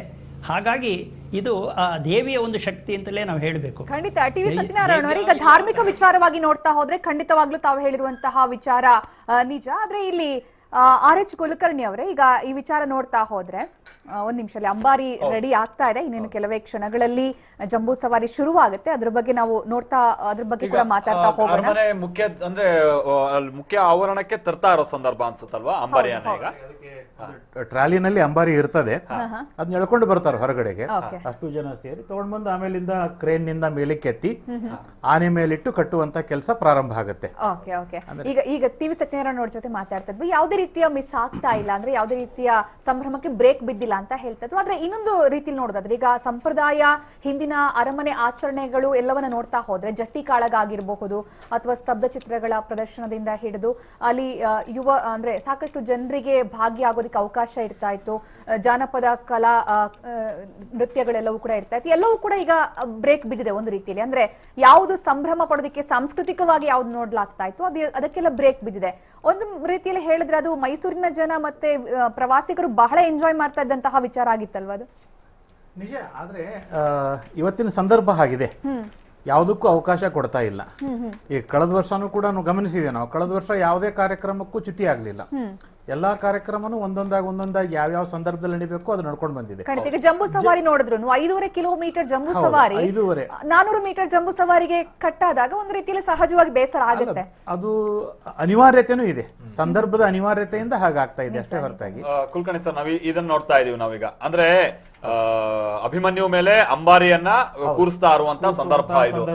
ಆಮೇಲೆ ಆ ಕಡೆ ಈ ಕಡೆ 2 ಸ್ಟೇಜ್ಗಳ ರೀತಿಯಾಗಿರುತ್ತೆ, ಅಲ್ಲೂ ಹತ್ಕೊಂಡು ಎಲ್ಲ ಬ್ಯಾಲೆನ್ಸ್ ಮಾಡೋದಕ್ಕೆ ಅವಕಾಶ ಮಾಡ್ಕೊಟ್ಟಿರ್ತಾರೆ. ಅದ್ರ ಮಧ್ಯ ತಂದು ಆನೆ ನಿಲ್ಲಿಸ್ತಾರೆ. ಮೇಲೆ 2 ದಿಂಬನ್ನ ಕೊಡ್ತಾರೆ, ಬಹಳ ಚೆನ್ನಾಗಿ ಹಿಂಗ್ ಸ್ವಲ್ಪ ಬೆಂಡಿರತ್ತೆ ನೋಡಿ, ಅಲ್ಲಿಗೆ 4 ದಿಂಬುಗಳನ್ನಿಟ್ಟು 4 ಕಾಲುಗಳು ಅದ್ರ ಮೇಲೆ ಕೂತ್ಕೊಳ್ಳೋ ಹಾಗೆ ಮಾಡಿ ಆ ಕಾಲುಗಳನ್ನು ಸೇರಿಸಿ ಆನೆ ಪೂರ್ತಿ ಭಾಗಕ್ಕೆ ಕೆಳಗಡೆ ಭಾಗದಿಂದ ಕಳೆದ ಬಾರಿ ಒಂಚೂರು ಸಮಸ್ಯೆ ಆಗ್ಬಿಟ್ಟಿತ್ತು. ಆ ಮಧ್ಯದಲ್ಲಿ ಆನೆ ಬಂದು ನಿಲ್ಲುವಂತ ಟೈಮ್ ನಲ್ಲಿ ಸ್ವಲ್ಪ ಶೇಕ್ ಆಗ್ಬಿಡ್ತು ಒಂದ್ಸಲ ಆನೆ, ಬಹಳ ಭಯ ಬಿದ್ಬಿಟ್ಟಿದ್ರು ಬಹಳ ಜನ. ಅದ್ರ ಬಗ್ಗೆ ಮಾತಾಡೋಣ. ಜೊತೆಗೆ ಈಗಿನ ಸಂದರ್ಭವನ್ನು ಕೂಡ ನಾವು ಕಂಪ್ಲೀಟ್ ಆಗಿ ನಿಮ್ ಮುಂದೆ ಇಡ್ತಾ ಹೋಗ್ತೀವಿ ಚಿಕ್ಕ ಬ್ರೇಕ್ ನಂತರ. ಜಂಬೂ ಸವಾರಿಗೆ ಕ್ಷಣಗಣನೆ. ಈ ಆಕರ್ಷಕ ಐತಿಹಾಸಿಕ ಜಂಬೂ ಸವಾರಿಯ ಬಗ್ಗೆ ಎಷ್ಟು ಮಾತಾಡಿದ್ರು ಕೂಡ ಮುಗಿಯೋದಿಲ್ಲ. RH ಕುಲಕರ್ಣಿ ಅವರೇ, ಜಂಬೂ ಸವಾರಿಯ ಬಗ್ಗೆ ನಾವು ದೃಶ್ಯವನ್ನು ಕೂಡ ನೋಡ್ತಾ ಇದ್ವಿ. ಅಲ್ಲಿ ಆ ಅಂಬಾರಿಯ ವಿಶೇಷತೆ ನಾವು ಗಮನಿಸ್ತಾ ಹೋದ್ರೆ ಪ್ರತಿ ಬಾರಿ ಕೂಡ ಅಂಬಾರಿ ಕಡೆ ಎಲ್ಲರ ಗಮನ ಹೋಗುತ್ತೆ. ಈ ಅಂಬಾರಿ ತಯಾರಾಗಿದ್ದು ಹೇಗೆ, ಯಾವಾಗ, ಮತ್ತೆ ಅಂಬಾರಿಯ ವಿಶೇಷತೆ ನೋಡ್ತಾ ಹೋಗೋದಾದ್ರೆ 750 kg ಚಿನ್ನದ ಅಂಬಾರಿ ಅಂತ ಹೇಳ್ತಾರೆ. ಆ 750 kg ಚಿನ್ನವನ್ನ ಅಂಬಾರಿಯಲ್ಲಿ ಹೊರೋದಿದೆಯಲ್ಲ, ಅದೊಂಥರ ನಮ್ಗೆಲ್ಲ ವಿಶೇಷ ಅನ್ಸುತ್ತೆ ನೋಡುವಂತಹ ಜನರಿಗೆ, ಪ್ರವಾಸಿಗರಿಗೆ, ಎಲ್ಲರೂ ಕೂಡ ಒಂದು ನಾಡಿಗೆ ಹೆಮ್ಮೆ. ಅದು ಹೇಗೆ ಶುರುವಾಯಿತು ಈ ಅಂಬಾರಿ ಪರಂಪರೆ? ಅಂಬಾರಿ ಜಂಬೂ ಸವಾರಿ ಯಾವಾಗ ಮೈಸೂರಿನಲ್ಲಿ ಪ್ರಾರಂಭ ಆಯಿತು ಅವತ್ತಿಂದನೂ ಅಂಬಾರಿ ಇದೆ. ಆದರೆ ಇವತ್ತು ನಾವು ನೋಡುವಂಥ ಚಿನ್ನದ ಅಂಬಾರಿ ಅಂತ ಏನು ಹೇಳ್ತಾ ಇದ್ದೇವೆ ಅದು ಸಂಪೂರ್ಣವಾಗಿ ಗಟ್ಟಿ ಚಿನ್ನದ್ದಲ್ಲ. 750 kg ಅಂಬಾರಿ ಏನಿದೆ ಅದರ ಒಳಗಡೆಗೆ ಮರದ ಅಚ್ಚಿದೆ. 60 kg ಚಿನ್ನದ ಶೀಟ್ನಲ್ಲಿ ಮಾಡಿರುವಂತಹ ಮೇಲ್ಹೊದಿಕೆ. ಅದು 60 kg ಚಿನ್ನ ಬಳಸಿದ್ದಾರೆ ಅದಕ್ಕೆ. ಇದನ್ನ 1890 ಮತ್ತು 1919 2 ಕಾಲಘಟ್ಟದಲ್ಲಿ ಅದಕ್ಕೆ 1919ರಲ್ಲಿ ಸಣ್ಣ ಪುಟ್ಟ ದುರಸ್ತಿಗಳಾಗುತ್ತೆ. ಶಿಂಗಣ್ಣಾಚಾರ್ಯ ಅಂತ ಅರಮನೆ ಶಿಲ್ಪಿಯವರು, ಶಿಲ್ಪಿ ಶಿಂಗಣ್ಣಾಚಾರ್ಯ ಅಂತ ಅವ್ರ ಆಚಾರ್ಯವರು, ಆಮೇಲೆ ನರಸಿಂಹಾಚಾರ್ಯ ಅಂತ ಇಬ್ರು ಈ ಅಂಬಾರಿ ಕೆಲಸಗಳನ್ನ ಮಾಡ್ತಾರೆ ಸಂಪೂರ್ಣವಾಗಿ. ಅವರಿಗೆ ಸಂಬಂಧಪಟ್ಟಂತ ಅವರು ಅರಮನೆಯ ಆಭರಣಗಳನ್ನ ಮಾಡಿಸೋದಕ್ಕೂ ಕೂಡ ಅವರುಗಳನ್ನೇ ಕರೆದು ಅರಮನೆಯಲ್ಲೇ ಕೂರಿಸಿ ಆಭರಣಗಳನ್ನು ಮಾಡಿಸ್ತಾ ಇದ್ರು. ಇವನ್ ಅರಮನೆಯೊಳಗಿರ್ತಕ್ಕಂಥ ಸಿಂಹಾಸನ ಏನಿದೆ ಅದರಲ್ಲೂ ಕೂಡ ಸಣ್ಣ ಪುಟ್ಟ ದುರಸ್ತಿಗಳನ್ನ ಅವರು ಆವಾಗ ಅವಶ್ಯಕತೆ ಇದ್ದಾಗ ಮಾಡಿಸ್ಕೊಂಡಿದ್ದಾರೆ. ಸೊ ಈ ಸಿಂಗಣ್ಣಾಚಾರ್ಯ ಅವರು ಅಂಬಾರಿಯನ್ನ ಸಂಪೂರ್ಣವಾಗಿ ತಯಾರು ಮಾಡ್ತಾರೆ. ಅದರಲ್ಲಿ 2 ಭಾಗ ಇದೆ. ಒಂದು ಭಾಗ 2 ಮಂಟಪದ ರೀತಿನೇ ಇರುವಂತಹದ್ದು, ಮೇಲ್ಗಡೆಗೆ ಅದಕ್ಕೆ ಗುಮ್ಮಟದ ರೀತಿಯಲ್ಲಿ ಶಿಖರ ಇರುವಂತಹದ್ದು. ಇನ್ನು ಸುತ್ತೂರು ಮಠದಿಂದ ಅಂದ್ರೆ ಮುಖ್ಯಮಂತ್ರಿಗಳು ಆಲ್ರೆಡಿ ಶಿವಮೊಗ್ಗದಿಂದ ಮೈಸೂರಿಗೆ ಬಂದಿದ್ರು, ನಿಮ್ಗೆ ಗೊತ್ತಿತ್ತು. ಮೈಸೂರಿನಿಂದ ಬಂದ ನಂತರದಲ್ಲಿ ಅವ್ರು ಸುತ್ತೂರು ಮಠಕ್ಕೆ ಹೋಗಿದ್ರು. ಸುತ್ತೂರು ಮಠದಲ್ಲಿ ಕೆಲ ಕಾಲ ಕಳೀತಾರೆ. ಈಗ ನಂದಿ ಧ್ವಜದ ಪೂಜೆಗೆ ಅವ್ರು ಆಗಮಿಸಬೇಕಾಗಿರುವಂತಹ ಸಂದರ್ಭ. ಮಧ್ಯಾಹ್ನ 2:59ರಿಂದ 3:20 ಒಳಗಿನ ಶುಭ ಮಕರ ಲಗ್ನದಲ್ಲಿ ಜಂಬೂ ಸವಾರಿ ಕಾರ್ಯಕ್ರಮಕ್ಕೆ ಚಾಲನೆ ಟೈಮ್ ಆಗ್ತಾ ಬಂತು. ಹೀಗಾಗಿ ಈಗ ಸುತ್ತೂರು ಮಠದಿಂದ ಅವರು ಅರಮನೆ ಕಡೆಗೆ ಹೊರಟಿದ್ದಾರೆ. ಅರಮನೆ ಕೋಟೆ ಆಂಜನೇಯ ಸ್ವಾಮಿ ದೇಗುಲದ ಬಳಿ ನಂದಿ ಧ್ವಜ ಸ್ತಂಭಕ್ಕೆ ಪೂಜೆಯನ್ನು ಸಲ್ಲಿಸ್ತಾರೆ. ನೋಡಿ, ಒಂದು ಟ್ರೆಡಿಷನ್ ನೀವು ಅಲ್ಲಿ ಜ್ಞಾಪಿಸ್ಕೋಬೇಕು. ಎಷ್ಟೇ ವರ್ಷಗಳಿಂದ ನೋಡ್ತಾ ಇದ್ದೀನಿ, ದಸರಾ ನಡೆಯೋ ಸಂದರ್ಭದಲ್ಲಿ ಮುಖ್ಯಮಂತ್ರಿಗಳಿಂದ ಮತ್ತೆ ಮಿನಿಸ್ಟ್ರಿಗಳಿಂದ ಯಾರೇ ಬಂದ್ರು ನಮ್ಮ ಸುತ್ತೂರು ಮಠದಲ್ಲಿ ಬೆಳಿಗ್ಗೆ ಅವ್ರಿಗೆಲ್ಲ ಒಳ್ಳೆ ತಿಂಡಿ ಅರೇಂಜ್ ಮಾಡಿರ್ತಾರೆ. 10 ವರ್ಷಗಳಿಂದ ನೋಡ್ಕೊಂಡ್ ಬಂದಿದ್ದೀನಿ. ಮೈಸೂರಿಗೆ ಬರ್ತಿದ್ದಾಗೆ ಅಲ್ಲಿ ಅವ್ರಿಗೆ ಒಂದು ಅತಿಥಿ ಸತ್ಕಾರ ಬಹಳ ಸುತ್ತೂರು ಮಠದಲ್ಲೇ ಅವರು ಇವರು ಅಂತ ಏನಿಲ್ಲ, ಎಲ್ಲರಿಗೂ ಸಮಾನವಾಗಿ ಅದನ್ನ ಹಂಚಿಕೊಂಡು ಬಂದಿದ್ದಾರೆ. ನಾವು ಇಲ್ಲಿ ಗಮನಿಸ್ತಾ ಇರೋ ಹಾಗೆ ಈಗ ಸುತ್ತೂರು ಮಠದಿಂದ ಬಹುಶಃ ಅವರು ಅರಮನೆ ಕಡೆಗೆ ಬರ್ತಾ ಇದ್ದಾರೆ, ನೋಡ್ತಾ ಇದೀವಿ. ಇಲ್ಲಿ ನೇರ ಪ್ರಸಾರದ ದೃಶ್ಯಾವಳಿಗಳನ್ನ ನೀವು TV9 ನಲ್ಲಿ ಗಮನಿಸ್ತಾ ಇರುವಂತದ್ದು. ನಾವು ಅದಕ್ಕೆ ಹೇಳಿದ್ದು, ಈ ಬಾರಿ ಜಂಬೂ ಸವಾರಿ ನೋಡೋಕ್ಕಾಗ್ಲಿಲ್ಲ, ಮೈಸೂರು ಕಡೆಗೆ ಹೋಗೋಕ್ಕಾಗ್ಲಿಲ್ಲ, ಬೇಜಾರು ಹೌದು, ಸಹಜವಾಗಿದ್ದೇ ಇರುತ್ತೆ. ಬಟ್ ಇರೋದ್ರಲ್ಲಿ ಸ್ವಲ್ಪ ಸಮಾಧಾನಕರ ಸಂಗತಿ ಅಂತ ಅಂದ್ರೆ ಜಂಬೂ ಸವಾರಿ ಅಂತೂ ಸ್ವಲ್ಪ ಮಟ್ಟಿಗೆ ಪದ್ಧತಿಯಂತೆ ನಡೀತಾ ಇದೆ. ಜೊತೆಗೆ ಆ ನೇರ ಪ್ರಸಾರದ ದೃಶ್ಯಾವಳಿಗಳನ್ನ ನೀವು TV9 ಮುಖೇನವಾಗಿ ಗಮನಿಸಿರಬಹುದಾಗಿರುತ್ತೆ. ಎಲ್ಲವೂ ಕೂಡ ನಿಮ್ಗೆ ಸ್ಥಳದಲ್ಲೇ ನಿಂತು ಕಣ್ಣಿಗಟ್ಟುವಂತಹ ರೀತಿಯಾಗಿನೇ ಅಥವಾ ನೀವೇ ಅದನ್ನು ಅನುಭವಿಸಿದಂತಹ ರೀತಿಯಾಗಿನೇ ನೀವು ಅದನ್ನು ನೋಡೋದಕ್ಕೂ ಕೂಡ ಅವಕಾಶಗಳಿರುತ್ತೆ. ಅದಕ್ಕೆ ಸಂಬಂಧಪಟ್ಟಂತಹ ಮಾಹಿತಿಯನ್ನು ಕೂಡ ನೀವು ಇತಿಹಾಸವನ್ನು ಕೂಡ ನಾವು ತಿಳ್ಕೋಬಹುದು, ಅರ್ಥ ಮಾಡ್ಕೋಬಹುದು. ಈಗ ಮುಖ್ಯಮಂತ್ರಿಗಳು ಬರ್ತಾ ಇದ್ದಾರೆ, ಅರಮನೆಯ ಆವರಣವನ್ನ ಅವರು ಎಂಟರ್ ಆಗ್ತಾ ಇದ್ದಾರೆ, ನೋಡ್ತಾ ಇದೀವಿ. ಇನ್ನೊಂದ್ ಕಡೆ ನಾವ್ ಇಲ್ಲಿ ನೋಡ್ತಾ ಇದೀವಲ್ಲ, ಇಲ್ಲಿ 750 kg ತೂಕದ ಅಂಬಾರಿಯನ್ನ ಮೇಲೆತ್ತುತ್ತಾ ಇರುವಂತಹ ಸನ್ನಿವೇಶವನ್ನ ಗಮನಿಸ್ತಾ ಇದ್ದೀರಾ. ಮುಂಚೆನೆ ಹೇಳ್ದಾಗೆ ಈಗ ಅಂಬಾರಿಯನ್ನ ಮೇಲೆತ್ತಿದಾರಲ್ಲ, ಅಲ್ಲಿ ಈಗ ಆನೆಯನ್ನ ಕರ್ಕೊಂಡ್ ಬರ್ತಾರೆ. ಆ 2 ಸ್ಟ್ಯಾಂಡ್ ಗಳ ಮಧ್ಯೆ ಆ ಅಂಬಾರಿಯನ್ನ ಹಗ್ಗ ಕಟ್ಟಿ ಎಳೆದು ಅದು ಮೇಲಕ್ಕೆ ಹೋದಂತ ನಂತರದಲ್ಲಿ ಆನೆ ಬಂದು ಕೆಳಗೆ ನಿಲ್ಲುತ್ತೆ. ಈಗ ಹೌದು, ಈಗ ನಮ್ ಜೊತೆಗೆ ರಂಗರಾಜು ಅವರು ಜೊತೆಗೆ ರಾಘವೇಂದ್ರ ಕುಲಕರ್ಣಿ ಅವರು ಹೇಳಿದ ಹಾಗೆ ಈ ಬಾರಿ ಅಭಿಮನ್ಯುಗೆ ಒಂದು ಒಳ್ಳೆ ಚಾನ್ಸ್ ಇರೋದು. ಈ ಬಾರಿ ಟ್ರಯಲ್ ರನ್ ಇದ್ದಂಗೆ 400 ಮೀಟರ್ ಅನ್ನೋದು ಬಹುಶಃ ಈ ಬಾರಿ ಒಂದು ಟ್ರಯಲ್ ಆದಂಗೆ ಆಗುತ್ತೆ. ನೆಕ್ಸ್ಟ್ ಇಯರ್ ಗೆ ಸಂಪೂರ್ಣವಾಗಿ ಸಿದ್ಧತೆ ಮಾಡ್ಕೊಂಡು ಇನ್ನೂ ಗಟ್ಟಿಮುಟ್ಟಾಗಿ ದೈಹಿಕವಾಗಿ ಸಾಮರ್ಥ್ಯವನ್ನು ಹೊಂದೋದಕ್ಕೆ ಆನೆ ಮೇಲೆ ಅಂಬಾರಿ ಕುರಿಸ್ತಾ ಇರುವಂತಹ ಟೈಮ್ ನಾವು ನೋಡ್ತಾ ಇದೀವಿ. ಆಮೇಲೆ ಆನೆ ಮೇಲೆ ಅಂಬಾರಿ ಅನ್ನೋ ಸೆಂಟೆನ್ಸ್ ಇದೆಯಲ್ಲ ಮಹೇಶ್, ಅದು ಹಾಡಲ್ಲೂ ಕೂಡ ಪ್ರಸ್ತುತ, ಹಾಡಲ್ಲೂ ಕೂಡ ಬಳಕೆ ಮಾಡ್ತಾರೆ. ಆಮೇಲೆ ಇನ್ನೊಂದು ಸಂಗತಿ ಅಂದ್ರೆ ಸುಕನ್ಯಾ, ಈ ಟೈಮ್ ನಲ್ಲಿ ಅಲ್ಲಿ ಕಳೆದ ಬಾರಿ ನಾವು ಅಲ್ಲಿ ರಿಪೋರ್ಟಿಂಗ್ ಹೋದಂತ ಟೈಮ್ ನಲ್ಲಿ ಅಥವಾ ವರದಿಗಾರರಿಗೆಲ್ಲ ಒಂದು ಸೂಚನೆಯನ್ನ ಕೊಟ್ಟಿರ್ತಾರೆ, ಯಾರು ಮೊಬೈಲ್ ನ ಫ್ಲಾಶ್ ಮಾಡಬಾರ್ದು, ಲೈಟ್ ಗಳನ್ನ ಯಾರು ಬ್ಲಿಂಕ್ ಮಾಡಬಾರ್ದು, ಆನೆಗೆ ತೊಂದರೆ ಆಗುತ್ತೆ. ಕಳೆದ ಬಾರಿ ಹೀಗೆ ಆಗಿ ಒಬ್ರು ಕ್ಯಾಮ್ರಾದಲ್ಲಿ ಫೋಟೋ ಕ್ಲಿಕ್ ಮಾಡಿ ಲೈಟ್ ಬ್ಲಿಂಕ್ ಆಯ್ತು ಅನ್ನೋ ಕಾರಣಕ್ಕಾಗಿ ಆನೆ ಸ್ವಲ್ಪ ಬೆಚ್ಚದಂತದನ್ನ ನಾವು ಗಮನಿಸಿದ್ವಿ, ಸ್ವಲ್ಪ ಶೇಕ್ ಆಗ್ಬಿಡ್ತು. ಈ ಬಾರಿ ಇನ್ನಷ್ಟು ಚಾಲೆಂಜ್ ಇದೆ, ಯಾಕಂದ್ರೆ ಅಭಿಮನ್ಯು ಮೊದಲ ಬಾರಿ ಹೊರತಾ ಇರೋಂಥದ್ದು. ಹಾಗಾಗಿ ಶಬ್ದ ಇದೆಲ್ಲದಕ್ಕೂ ಕೂಡ ಆನೆ ಸಿದ್ಧ ಆಗಿರುತ್ತೆ. ಬಟ್ ಈ ಅಚಾನಕ್ ಆಗಿ ಬರುವಂತ ಶಬ್ದ ಅಥವಾ ಅಚಾನಕ್ ಆಗಿ ಬರುವಂತ ಈ ಫ್ಲಾಶ್ ಲೈಟ್ ಇರುತ್ತಲ್ಲ, ಅದು ಆನೆಯನ್ನು ವಿಚಲಿತ ಆಗ್ಬಿಡುತ್ತೆ. ಅದಕ್ಕೆ ಹೇಳಿದ್ವಿ, ಸಣ್ಣ ಪುಟ್ಟ ಆನೆ, ಸಣ್ಣ ಪುಟ್ಟ ಪ್ರಾಣಿಗಳು ಮೈ ಕೊಡುವುದ್ರೆ ಅದೇನು ಅಷ್ಟು ರಿಜಿಸ್ಟರ್ ಆಗಲ್ಲ. ಆನೆ ಒಂದು ಬಾರಿ ಮೈ ಕೊಡವು ಬಿಟ್ರೆ ಮಾಡಿರೋ ತಯಾರಿ ಎಲ್ಲ ಉಲ್ಟಾ ಪಲ್ಟಾ ಆಗೋಂಗ್ ಆಗ್ಬಿಡುತ್ತೆ ಆನೆ ಮೇಲೆ. ಒಬ್ರು NS ಗೋಪಿನಾಥ್ ಅಂತ ಫೋನ್ ಮಾಡಿದ್ರು. ಅವರು ಚಾಮುಂಡಿ ಬೆಟ್ಟದಿಂದ ನಮ್ಮ ಚಾಮುಂಡೇಶ್ವರಿ ವಿಗ್ರಹವನ್ನ ಯಾವ್ದೋ ಒಂದು ಗಾಡಿಲಿ ತಗೊಂಡ್ ಬಂದ್ರಂತೆ ಪೂಜೆ ಆದ್ಮೇಲೆ. ಲಗೇಜ್ ಗಾಡಿನಲ್ಲಿ ತರ್ತಾ ಇದ್ರು. ನೋಡಿ ಬಹಳ ಬೇಸರ ಆಯ್ತು ನನಗೆ. ಅದನ್ನ ಸಾಂಪ್ರದಾಯಿಕವಾಗಿ ತಗೊಂಡು ಹೋಗಬೇಕು, ಪೂಜೆ ಮಾಡಿ ಅದೇ ಸಂಪ್ರದಾಯದಿಂದ ಅದನ್ನ ತಂದು ಇಲ್ಲಿಗೆ ತರಬೇಕು. ಅದೊಂದು ಪದ್ಧತಿ ಮಾತ್ರ ಯಾರು ಗಮನಿಸಿಲ್ಲ. ದಯವಿಟ್ಟು ನನ್ನ ಹೆಸರು ಹೇಳಿ ನೀವು ಹೇಳ್ಬೇಕು ಅಂತ ಹೇಳಿದ್ದಾರೆ ಅವರು. ಅದಕ್ಕೆ ಬಾರಿ ಹೀಗೆ ಆಗಿತ್ತಲ್ಲ, ಉತ್ಸವ ಮೂರ್ತಿಯನ್ನು ಸರಿಯಾಗಿ ನೋಡ್ಕೊಳ್ತಿಲ್ಲ, ಎಲ್ಲೆಲ್ಲೋ ಇಟ್ಬಿಟ್ಟಿದ್ದಾರೆ ಅನ್ನುವಂಥದ್ದು ದೊಡ್ಡ. ನೋಡಿ, ಇನಾಗ್ರೇಷನ್ ಟೈಮ್ ನಲ್ಲಿ ಅದನ್ನ ಚಾಮುಂಡಿ ಬೆಟ್ಟಕ್ಕೆ ತಗೊಂಡೋಗ್ತಾರೆ ಅರಮನೆಯಿಂದ. ತಗೊಂಡೋಗಿ ಪೂಜೆ ಆದ್ಮೇಲೆ ಇವತ್ತು ವಾಪಸ್ ತಂದು ಅದ್ರ ಮೇಲೆ ಕೂರಿಸ್ತಾರೆ. ಅದನ್ನ ಒಂದು ಸಂಭ್ರಮ ಮಾಡ್ಬೇಕು, ಅದೊಂದು ಟ್ರೆಡಿಷನ್ ಬರ್ಬೇಕು. ಅದನ್ನ ಯಾಕೆ ಗಮನಿಸಿಲ್ಲ ನಂಗೆ ಗೊತ್ತಿಲ್ಲ. ನಿಮ್ಮ ಮುಖಾಂತರ ಅದು ಅವ್ರಿಗೆ ರಿಜಿಸ್ಟರ್ ಆಗಿ ಹಿಂದೆ ಯಾವ ರೀತಿ ಮಾಡ್ತಾ ಇದ್ರು, ತಗೊಂಡು ಹೋಗ್ತಾ ಇದ್ರು. ಹಾಗೇನೆ ಯಾವ ಒಂದು ಸಂಪ್ರದಾಯ ಇದಿಲ್ಲ. ಅಲ್ಲಿಯ ಯಾರು ಸುಬದ್ದು ಇದ್ದಾರೆ ಅವರೇ ತಗೊಂಡೋಗಿ ಚಾಮುಂಡಿ ಬೆಟ್ಟಕ್ಕೆ ಒಪ್ಪಿಸ್ತಾರೆ, ಅವರೇ ವಾಪಸ್ ತಗೊಂಡ್ ಬರ್ತಾರೆ. ಆದ್ರೆ ಅದೊಂದು ಸಂಪ್ರದಾಯ ಮಾಡಿ ಅದಕ್ಕೆ ಎಲ್ಲಾ ರೀತಿಯ ವೈಭವವನ್ನು ಮಾಡಿ ಆನೆ ಮೇಲೆ ತಗೊಂಡು ಹೋದ್ರು ಸಹ ಜನಗಳು ಒಂದು ಅಭ್ಯಾಸನೂ ಆದಂಗಾಗತ್ತೆ, ಅದಕ್ಕೆ ಸಂತೋಷನೂ ಪಡ್ತಾರೆ. ಈಗ ಪೂಜೆ ಮಾಡೋದು ಕಟ್ತಾರೆ. 2:59 ನಿಮಿಷಗಳಷ್ಟೇ ಬಾಕಿ ಇರೋದು. 2:59ರಿಂದ 3:20 ಒಳಗಡೆ ಶುಭ ಮಕರ ಲಗ್ನದಲ್ಲಿ ಜಂಬೂ ಸವಾರಿ ಕಾರ್ಯಕ್ರಮಕ್ಕೆ ಚಾಲನೆ ನೀಡ್ತಾರೆ ಮುಖ್ಯಮಂತ್ರಿ BSY ಅವರು. ಅದಕ್ಕೆ ಮುಂಚೆ ಅಲ್ಲಿ ನಂದಿ ಪೂಜೆ ಆಗತ್ತೆ. ಆಮೇಲೆ ನಂದಿ ಕೋಲಲ್ಲಿ ಆ ನಂದಿಯನ್ನ ಕೂರಿಸಿ ಅದು ಸುಮಾರು ಒಂದು 30 ಅಡಿ ಎತ್ತರ ಇರತ್ತೆ. ಆ ಬೊಂಬನ್ನ ಸೆಲೆಕ್ಟ್ ಮಾಡ್ಬೇಕಾದ್ರೆ ಹೇಳಿದ್ರಲ್ಲ ನೀವು ಆಗ್ಲೇನೆ, ಆ ಫ್ಯಾಮಿಲಿಯವರೇ ಕಾಡಿಗೆ ಹೋಗಿ ಕಾಡಿನ ಅಧಿಕಾರಿಗಳ ಜೊತೆ ಸೇರ್ಕೊಂಡು ಆ ಬೊಂಬನ್ನ ಸೆಲೆಕ್ಟ್ ಮಾಡಿ ಅದನ್ನ ಕಟ್ ಮಾಡಿ ಅದಕ್ಕೆ ಬೇಕಾದಂತ ಸಿದ್ಧತೆಗಳನ್ನ ಕಾಡಲ್ಲೇ ಮಾಡ್ಕೊಂಡು ಸ್ವಲ್ಪ ಬೆಂಟಿದ್ರೆ ಅಲ್ಲಿ ವೆಯ್ಟ್ ಅನ್ನ ಅದ್ರ ಮೇಲೆ ಹಾಕಿ ತಿಂಗ್ಳಾನ್ ಗಟ್ಲೆ ಇಟ್ಟು ಅದು ಸೀದಾ ಬರುವ ಹಾಗೆ ಮಾಡಿ ಆಮೇಲೆ ಗೆಜ್ಜೆಗಳನ್ನ ಕಟ್ಟಿ ಮೇಲ್ಭಾಗದಲ್ಲಿ ಒಂದು ಮಂಟಪ ಮಾಡಿ ಆ ಮಂಟಪದಲ್ಲಿ ನಂದಿಯನ್ನ ಕೂರಿಸಿ ಗೆಜ್ಜೆಗಳನ್ನ ಹಾಕಿ ಒಂದು ಸೊಂಟಕ್ಕೆ ಒಂದು ಪಟ್ಟಿಯನ್ನ ಕಟ್ಕೊಂಡು ಹೆಗಲಿಂದ ಹೊಟ್ಟೆ ಹತ್ರ ಬರುವಾಗ ಕಟ್ಕೊಂಡು ಅದರೊಳಗಡೆ ಇಟ್ಕೊಂಡು ಅದಕ್ಕೆ 3 ದಾರ ಕಟ್ಟಿರ್ತಾರೆ ಮೇಲ್ಭಾಗದಲ್ಲಿ. ದಾರದಿಂದ ಬ್ಯಾಲೆನ್ಸ್ ಮಾಡ್ತಾ ಹೋಗ್ತಾರೆ. ಅದನ್ನ ಟ್ರೈನ್ಡ್ ಜನಗಳೇ ಇರ್ತಾರೆ, ಅದಕ್ಕೆ ಸರಿಯಾದ ತಯಾರಿ ಪಡ್ಕೊಂಡವರೇ ಇರ್ತಾರೆ. ಆ ಭಾರ ತಡಿಬೇಕು, ಭಾರ ತಡಿಬೇಕು, ಬ್ಯಾಲೆನ್ಸ್ ಮಾಡ್ಬೇಕು. ಅವ್ರು ಎಷ್ಟು ಬ್ಯಾಲೆನ್ಸ್ ಇರ್ತಾನೆ ಅಂದ್ರೆ ಕೈಯೇ ಬಿಟ್ಬಿಡ್ತಾನೆ ಕುಣಿತಾ ಕುಣಿತಾ ಮನುಷ್ಯ. ಆ ದಾರ ಹಿಡ್ಕೊಂಡು ಅದನ್ನ ತಿರುಗಿಸ್ತಾರೆ.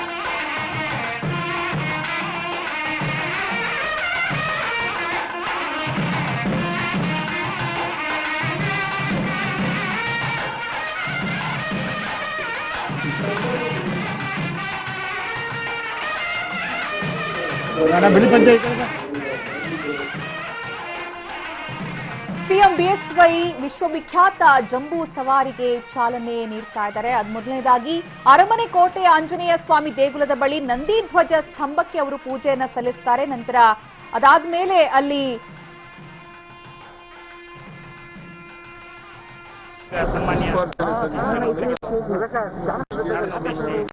ಮಾತನಾಡ್ತಾ ಇದ್ದಾರೆ.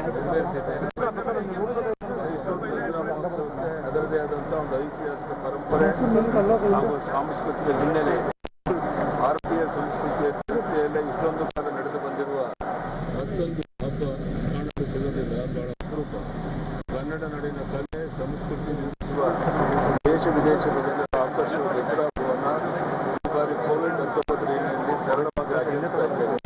ಸಂಪ್ರದಾಯಕ್ಕೆ ಸೀಮಿತವಾಗಿ ಆಚರಣೆ ಮಾಡುವುದು ಈ ಬಾರಿ ಅನಿವಾರ್ಯವಾಗಿದ್ದು, ಜನಸಂದಣಿ ಸೇರಿದಂತೆ ದಸರಾ ಸಂದರ್ಭದಲ್ಲಿ ಬಹುತೇಕ ಕಾರ್ಯಕ್ರಮವನ್ನು ಅನಿವಾರ್ಯ ರದ್ದುಪಡಿಸಿದ್ದೇವೆ. ದುಷ್ಟ ಸಂಹಾರ, ಶಿಷ್ಟರ ರಕ್ಷಣೆ ಮಾಡಿದ ಹಿನ್ನೆಲೆಯ ನಾಡ ಹಬ್ಬ ಇದು. ಹೊಸ ಚೈತನ್ಯ, ಉತ್ಸಾಹ, ಆತ್ಮವಿಶ್ವಾಸವನ್ನು ಮೂಡಿಸಿಕೊಂಡು ನವರಾತ್ರಿಯಲ್ಲಿ ಮುನ್ನುಡಿಯಾಗುತ್ತೆ. ಕೋವಿಡ್-19 ಅತಿವೃಷ್ಟಿಯಿಂದ ನಾಡಿನ ಜೊತೆ ಸಂಕಷ್ಟದಲ್ಲಿದ್ದಾರೆ. ಆದರೆ ಇವುಗಳ ವಿರುದ್ಧ ನಾವು ವಿಜಯ ಸಾಧಿಸುತ್ತೇವೆ ಎಂಬ ವಿಶ್ವಾಸ ನಮಗೆಲ್ಲರಿಗೂ ಇದೆ. ಈ ನಿಟ್ಟಿನಲ್ಲಿ ರಾಜ್ಯ ಸರ್ಕಾರ ಅಗತ್ಯ ಇರುವಂತಹ ಎಲ್ಲ ಕ್ರಮವನ್ನು ಕೈಗೊಂಡಿದೆ.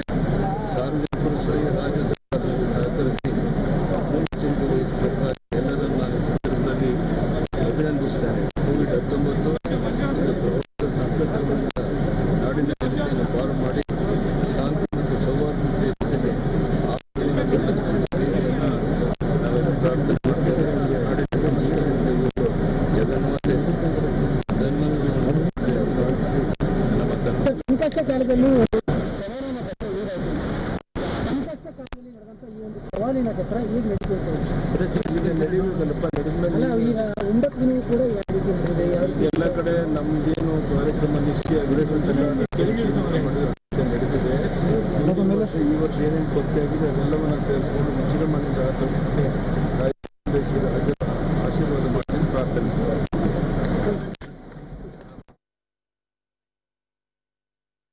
ಮುಖ್ಯಮಂತ್ರಿಗಳು ಈಗ ತಾನೇ ಸುಖಾನಿ ಅವರು ಹೇಳಿದಾಗೆ ಜಂಬೂ ಸವಾರಿಗೆ ಚಾಲನೆ ಕೊಡುವಂತಹ ಸಂದರ್ಭದ ಆರಂಭಿಕ ಹಂತದ ಪ್ರಕ್ರಿಯೆಗಳಲ್ಲಿರುವಂತದನ್ನ ನಾವು ನೋಡ್ತಾ ಇದ್ವಿ. ನಂದಿ ಪೂಜೆಯನ್ನ ಸಲ್ಲಿಸಿದಂತ ಸಂದರ್ಭ, ನಂದಿ ಧ್ವಜಕ್ಕೆ ಪೂಜೆ ಸಲ್ಲಿಸಿದಂತ ಸಂದರ್ಭ, ಆಮೇಲೆ ಅಲ್ಲಿ ಉಸ್ತುವಾರಿ ಸಚಿವರು ಕೂಡ ಇದ್ದಾರೆ, ಆಮೇಲೆ ಮೈಸೂರಿಗೆ ಸಂಬಂಧಪಟ್ಟ ಹಾಗೆ ಮೇಯರ್ ಇದ್ದಾರೆ, ರಾಮದಾಸ್ ಅವರಿದ್ದಾರೆ. ಅಂದ್ರೆ ಪ್ರೋಟೋಕಾಲ್ ಕೂಡ ಇರುತ್ತೆ ಕೆಲವು ಮಂದಿಗೆ.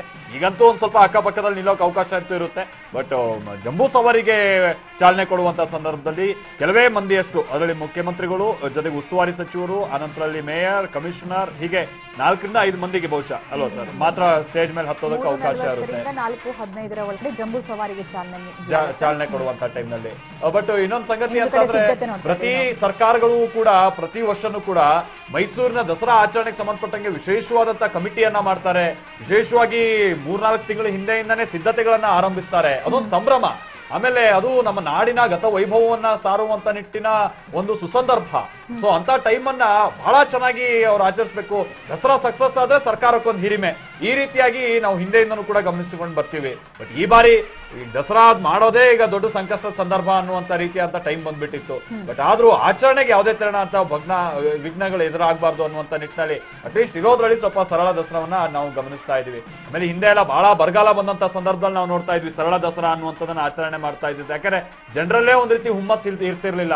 ಮನೆಯಲ್ಲಿ ತಿನ್ನೋಕೆ ಊಟ ಇಲ್ಲ, ಇಂಥ ಟೈಮ್ ನಲ್ಲಿ ದಸರಾ ಅಥವಾ ಆ ಸಡಗರ, ಈ ತರದ ಯೋಚನೆಗಳು ಜನರಲ್ಲಿ. ಹೀಗಾಗಿ ಸರಳ ದಸರಾ ಅನ್ನುವಂಥದ್ದನ್ನ ನಾವು ಗಮನಿಸ್ತಾ ಇದ್ವಿ. ಬಹುಶಃ ನಾವು ಇನ್ನೊಂದು ವಿಚಾರ ಗಮನಿಸ್ತಾ ಇರ್ತಿದ್ವಿ ಪ್ರೊಫೆಸರ್ ರಂಗರಾಜ್ ಅವರೇ. ಹಿಂದೆ ಎಲ್ಲ ಈ ತಿನ್ನೋರ್ಗೂ ಕೂಡ ಅಕ್ಕಿ ಕಾಳಿಗೆ ಬರ ಬಂದಂತ ಟೈಮ್ ನಲ್ಲಿ ಈ ಬಿದ್ರಕ್ಕಿನೆಲ್ಲ ಬಳಸ್ಕೊಂಡು ಅವರು ಊಟ ಮಾಡ್ತಾ ಇದ್ದಂತ ಟೈಮು. ಸೊ ಅಂತ ಟೈಮ್ ನಲ್ಲೂ ಕೂಡ ದಸರಾಕ್ಕೆ ಏನಾದ್ರು ಕಳೆಗುಂದುತ್ತಾ ಇರ್ತಾ ಹೆಂಗೆ ಆ ಟೈಮ್ ನಲ್ಲಿ ಹೇಳಿದ್ರೆ ನೇಚರ್ ಎಷ್ಟು ಹೆಲ್ಪ್ ಮಾಡುತ್ತೆ ಜನಗಳಿಗೆ ಅಂದಾಗ ಬರ ಬಂದ ಸಂದರ್ಭದಲ್ಲಿ ಬಿಸಿಲಿನ ಅಕ್ಕಿ ಹುಟ್ಟುತ್ತೆ. ಹೌದು, 2-3 ಕಾರಣಗಳಿದಾವೆ. ಕೆಲವು ಮೇಲ್ಭಾಗದಲ್ಲಿ ಗಂಟೆ ಕಟ್ಟಿರ್ತಾರೆ, ಶ್ರವಣ ಬೆಳಗೊಳದಲ್ಲಿದೆ. ಆ ಗಂಟೆ ಏನಾದ್ರೂ ಹೊಡಿತು ಅಂದ್ರೆ ಈ ಬರ ಬರ್ತದೆ ಅಂತ ಅವರು ತೀರ್ಮಾನ ಮಾಡ್ತಾರೆ. ಇವೆಲ್ಲ ಸಂಪ್ರದಾಯಗಳ ಜೊತೆನಲ್ಲೇ ಇಲ್ಲಿ ನಾವು ನೋಡ್ತಾ ಇದ್ವಲ್ಲ ಕೆಲ ಕಲಾ ತಂಡಗಳು. ನೀವು ಇಷ್ಟು ಬಾರಿ ನೋಡ್ತಾ ಇದ್ರಲ್ಲ 70, 75, 80 ಕಲಾ ತಂಡಗಳು ಕೂಡ ವೀರಗಾಸೆ ಸೇರಿದ ಹಾಗೆ, ಕಂಸಾಳೆ ಸೇರಿದ ಹಾಗೆ ಬೇರೆ ಬೇರೆ ತೆರಳಂತ ಕಲಾ ತಂಡಗಳಿದ್ವು. ಬಟ್ ಈ ಬಾರಿ ಕೇವಲ 4 ಕಲಾ ತಂಡಗಳು ಮಾತ್ರ ಭಾಗಿಯಾಗ್ತಾ ಇವೆ.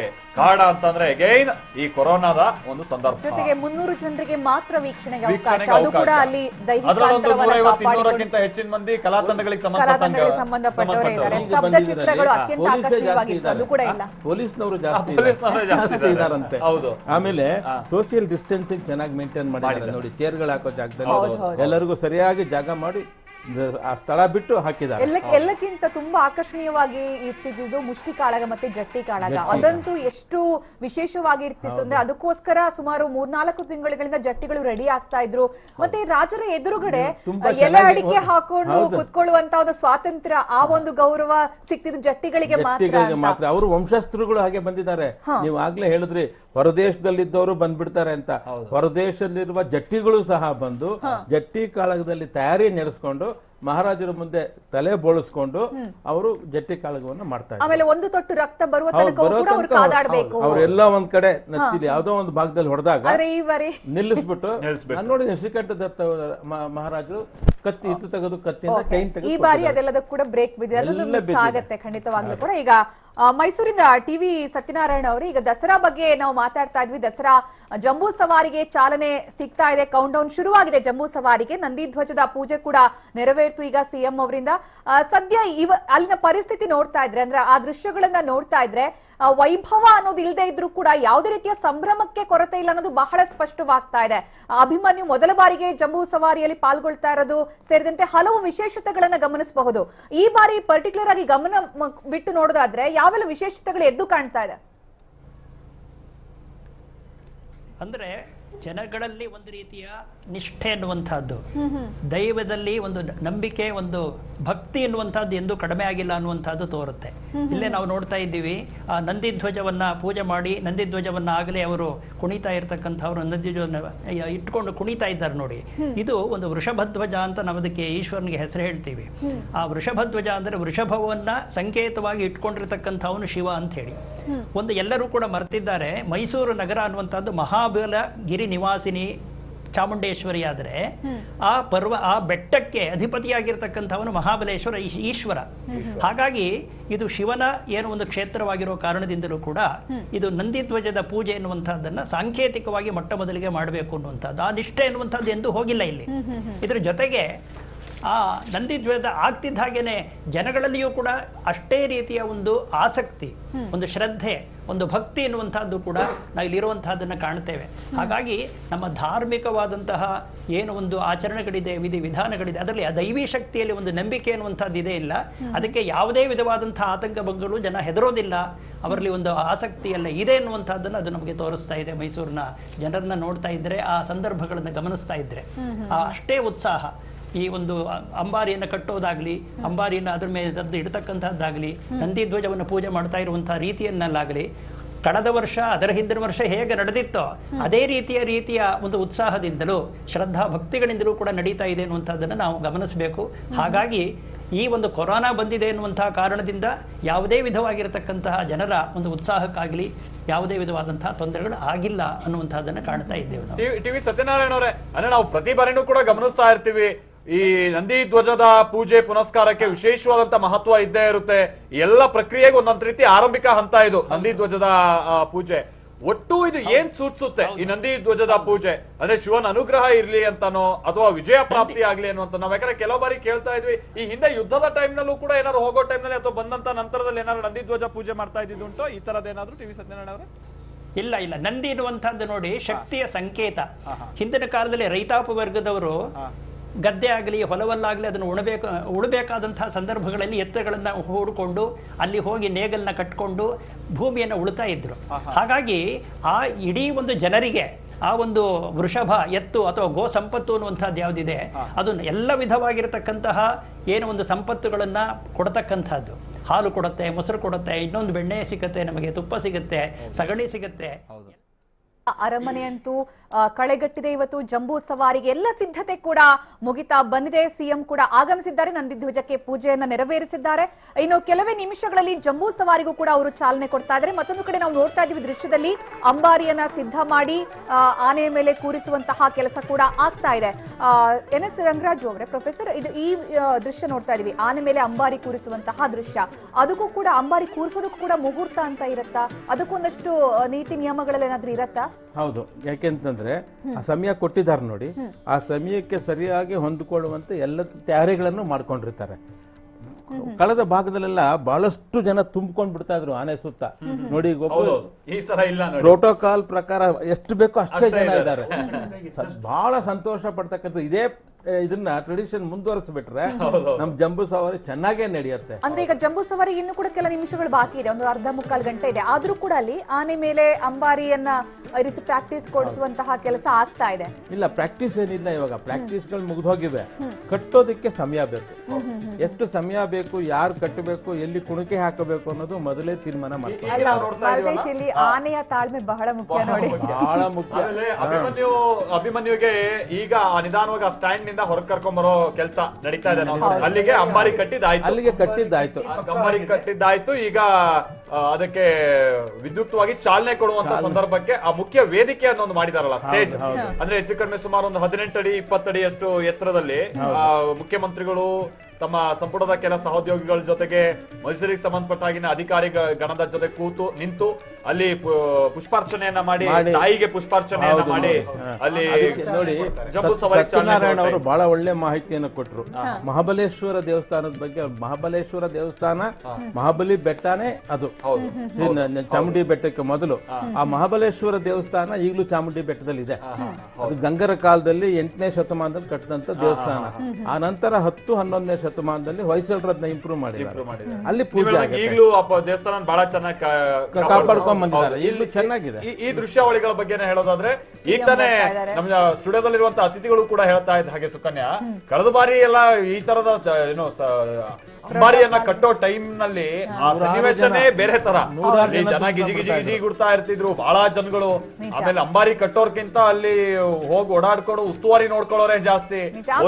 ಇಂಥ ಸಂದರ್ಭದಲ್ಲಿ ನಾವು ಒಂದಷ್ಟು ಭಾಗಿಯಾಗೋಣ ಅನ್ನೋ ಒಂದು ಆಸೆ ಸಹಜವಾಗಿ ಪ್ರತಿಯೊಬ್ಬರಲ್ಲೂ ಕೂಡ ಇರುತ್ತೆ. ಆಮೇಲೆ ಅಲ್ಲಿ ಹೋಗಿ ಹತ್ರ ನಿಲ್ಲಕ್ಕೆ ಏನೋ ಒಂದು ಹತ್ತಾರು ಕಾರಣಗಳು. ಮುಖ್ಯಮಂತ್ರಿಗಳು ಹೋಗಕ್ಕೆ ಜಾಗ ಸಿಗ್ತಿರಲಿಲ್ಲ, ಅಷ್ಟ್ರ ಮಟ್ಟಿಗೆ ಲೋಕಲ್ ಜನ ಸೇರ್ಕೊಂಡ್ಬಿಡೋರು. ಆಮೇಲೆ ಈಗಲೂ ನಾವು ನೋಡ್ತಾ ಇದೀವಲ್ಲ, ಅಲ್ಲಿ ಹಗ್ಗವನ್ನ ಬಿಗಿತಾ ಇದಾರೆ, ನಾವು ನೋಡ್ತಾ ಇದೀವಿ ಅಲ್ಲಿ 3-4 ಮಂದಿ ಕೈ ಹಾಕಿ ಬಿಗಿತಾ ಇದಾರೆ ಹಗ್ಗವನ್ನ. ಆದ್ರೂ ಆನೆ ನೋಡಿ ಎಲ್ಲೂ ಕೂಡ ಶೇಕ್ ಆಗ್ತಾ ಇಲ್ಲ.